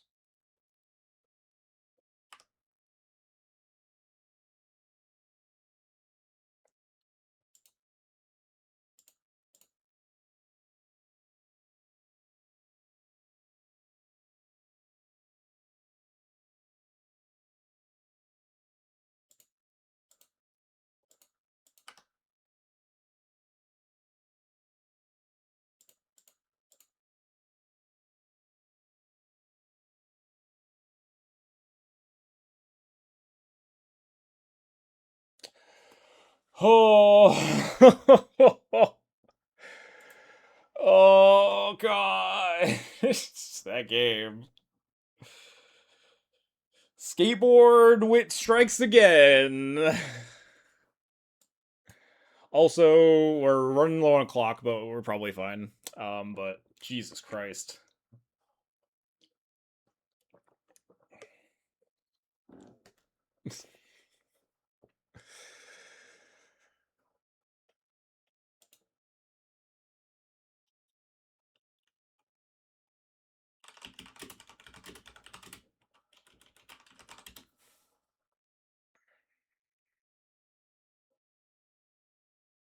I wonder if it was worth it to like not sack the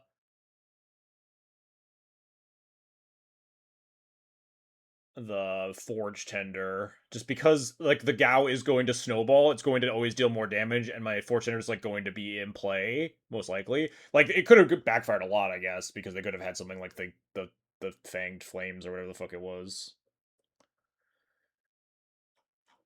or something similar. But it's possible we should have like waited to try to like extract more. We could have just blocked and like taken 10 to the face or whatever on the Gao turn, and like it gets to block the Lelia multiple times. Maybe I was hasty to pull the trigger on that.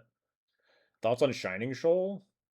I think Shining Shoal is specifically a pretty reasonable card right now. There's one in my deck actually. It's kind of hiding off screen. I don't know if you're just asking about it in my deck specifically or the card in Cloud in general, but I think I like it right now. It's just like a tech card because 29.9 is so big. I found it to be pretty good, but it has a lot of matchups where it's not that good. But Cloud can afford to play some amount of those cards, I think. And it's not that many matchups. Like in creature-based matchups, Shining Shoal will often like have a moment somewhere. Ooh, his hand's pretty stacked. I'll happily snap keep this.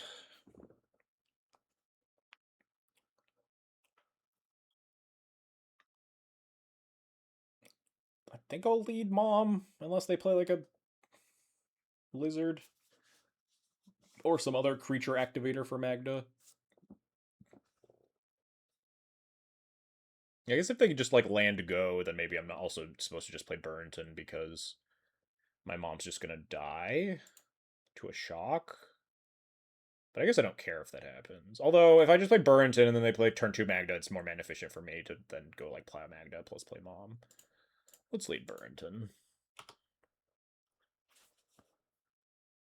Because we do also have Reverent Mantra, but none of the cards I really wanted to pitch. If we had a bad white card to pitch, I'd be more keen on it. They probably don't just like run out Magda on turn 2 though. Grim Lavamancer, sure.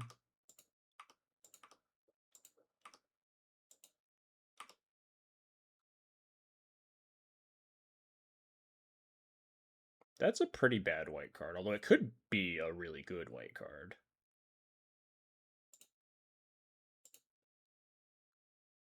Maybe Mom's my pitch card. No.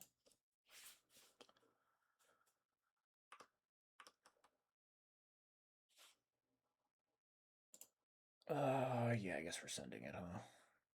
Actually, I can't afford to, like, tank on whether or not I'm supposed to attack here. I think I'm not the aggressor generally in this matchup, but if I'm casting Armageddon, I think I just let this die.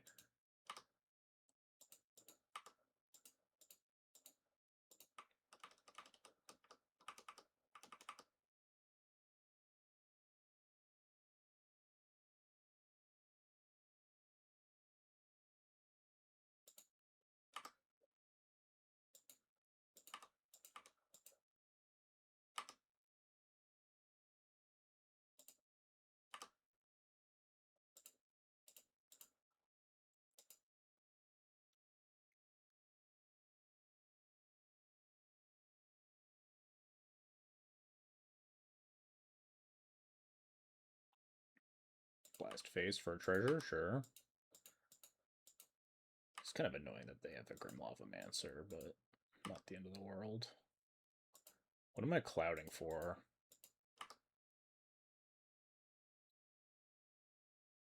Fourth land is really good.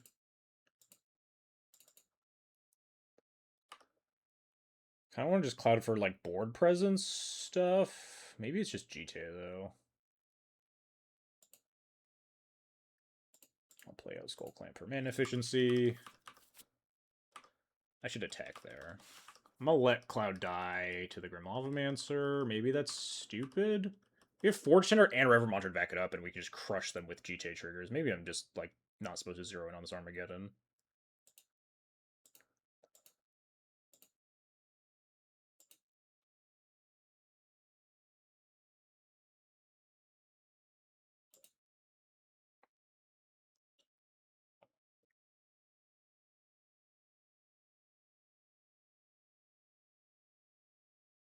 Yeah, I think I'm sacking Forge Center here.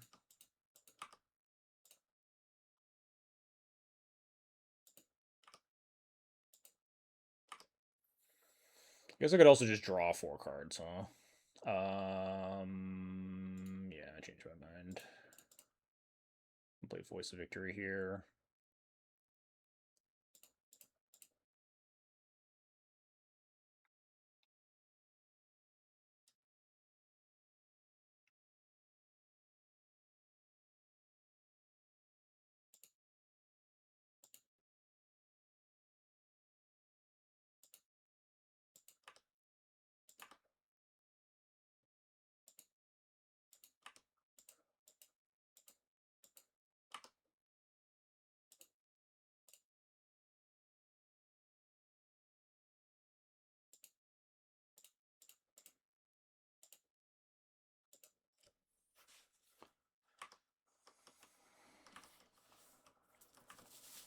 I will protect the Voice of Victory.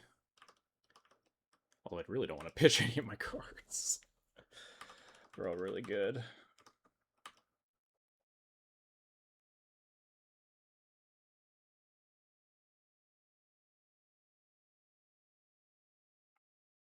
Honestly, I might pitch the Parallax Wave.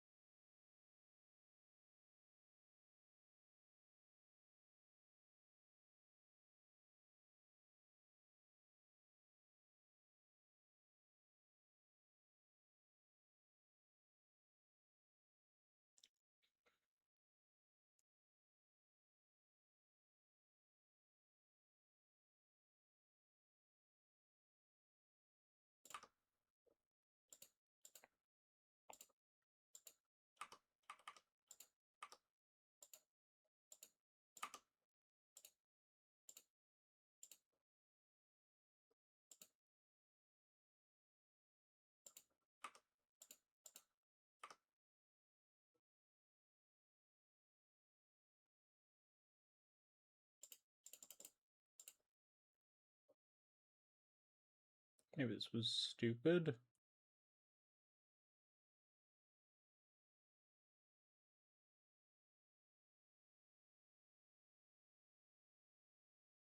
Because they can't get a treasure here.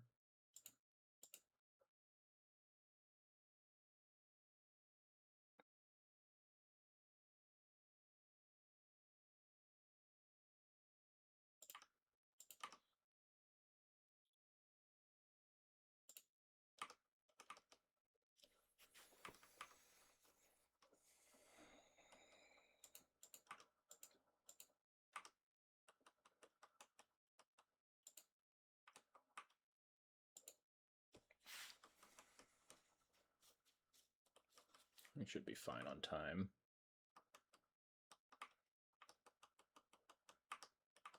I really wish I'd like drawn a white card because I think this is really a get-in game, but I want to be able to untap in a winning position with a Voice of Victory before I slam Armageddon. I maybe was just supposed to like Solitude the Magda and just slam Geddon that turn. That was probably the better play. I was just not thinking about the fact that I like had them in checkmate with the voice of victory, meaning that they couldn't get a trigger off the Magda.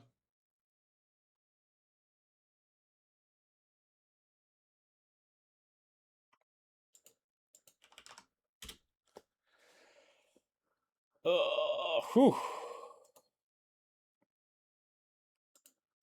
Yeah, I think we're fine on time there. We're a little close, a little down to the wire, but the Burrington is just like really, really good collateral damage in that matchup.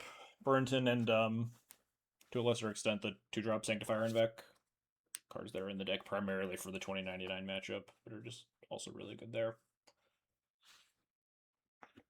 I always find that Magna matchup like pretty close though.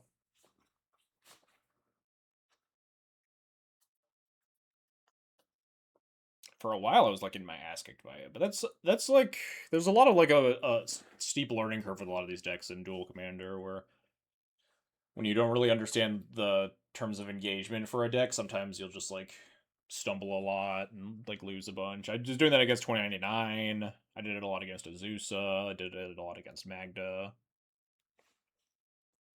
And once you find how you like think like how what your strategy is and how games supposed to play out, especially with a deck like Cloud where you're tutoring so often that if you like make the wrong decision, it can just spiral out of control. Some other decks with like more linear game plans, like Felia, or you're not doing a lot of tutoring, you're just kind of casting whatever spells happen to be in your hand. It's a little bit easier to assess what your role should be and what your plan should be in a game. Well, let's hope we get a last match here. Azusa is so hard for me, but I mainly play Felia. Yeah, Felia is going to suffer even worse than Cloud is versus Azusa in those similar land matchups. I remember like getting my ass kicked by Azusa when I was playing Felia. I mean, like I also got my ass kicked by Azusa when I was playing Cloud, unless you're like teching for it with like Hand of Vecna and Geddons.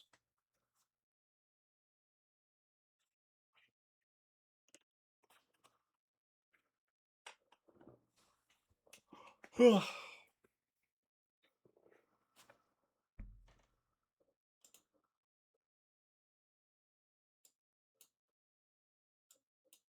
yeah, we got the last match. Let's go full league. We didn't have to wait 30 minutes. And we're on the play against Sator the Infiltrator. Interesting. I don't know if I've ever played against this. Egg on my face for making fun of the Gemstone Caverns. I'm definitely still going to keep, but Pro Black card seems pretty good here. We have like Skull Clamp, Esper Sentinel, things go really wrong. We miss. We have a lot of double white cards in this Gemstone Caverns. The first time we're on the player, I'm like, damn, if only we were on the draw, this hand would just get so much better. But it is what it is.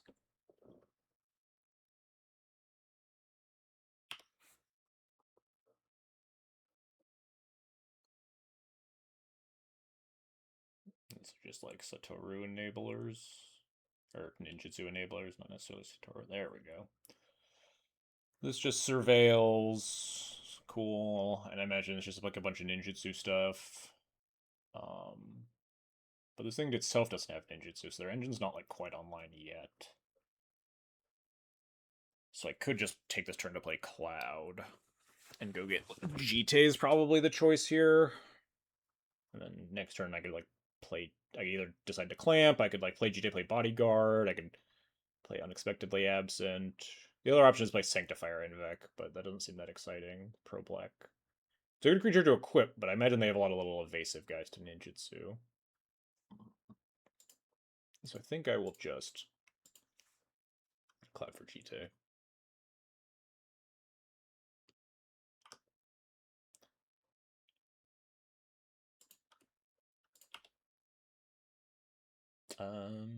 Yeah, I guess I attack. Should have done this before I cast my spell, but certainly not blocking. Excellent. I think they mulled to 6, I think. They might have kept, like, basic swamp and needed to hit blue land.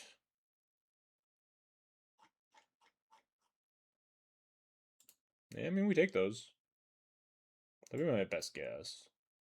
on the like instant concede is that they weren't gonna hit a land drop there. All right. This hand has Shining Shoal, which isn't that great, although it could be actually okay against like a ninjutsu thing, making it kill itself potentially. But also it pairs with the Solitude. Oh, they're just off it.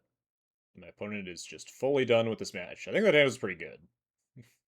But all right, well, a little bit of a unceremonious end to our league tonight.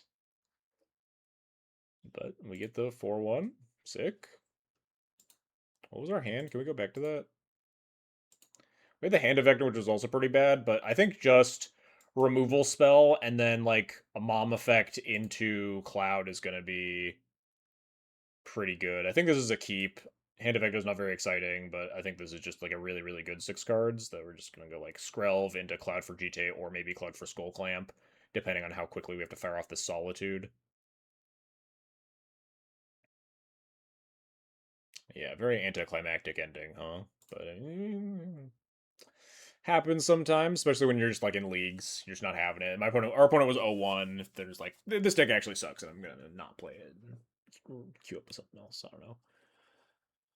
But yeah, like I said at the start of the stream, I think this list is very solid. I really like a lot of the different bits and pieces we'd identified. Like last stream, a couple of like the weaker cards. I think I'm pretty locked in on Skateboard being stronger than Lavaspur, which I was pretty surprised by. I genuinely thought this card was going to be like a more niche version of Lawless Root, specifically in Cloud, because Cloud had that extra like ability with the extra synergy with Ward, and like the Saga like big constructs plan doesn't come up as nearly as much as it would in like Modern or Legacy.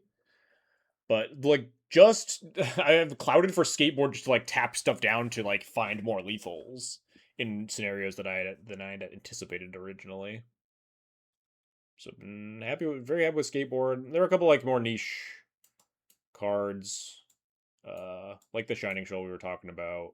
A couple of these 3-drops are like maybe cuttable, depending on how we're feeling. I was actually also thinking about maybe we could cut Glimmer Lens, but maybe you're supposed to cut the hand. Hand had just pretty good performance today, though. Wear Mandibular Kite. Oh god. Thank God that the Cloud players at least stopped playing Mandibular Kite. That card was like such a fucking joke. I truly didn't understand that one at all. Let's go find someone to raid, huh? Card made no fucking sense to me. People are like, it fills in the curve. When you play your Cloud and it's an odd number of mana, and then you get a Cloud and a Mandibular Kite. It's like, I would rather play off curve and put a card in my hand that's good, and not play a bad card just because it's like good curve filler and like a little bit more board. I didn't understand it. It really didn't make any sense. I'm glad we as a deck have moved off of that one. My bad joke sparked the rant. Mandibular Kite is my white whale, I guess. It's the Luminarch aspirant of Duel Commander.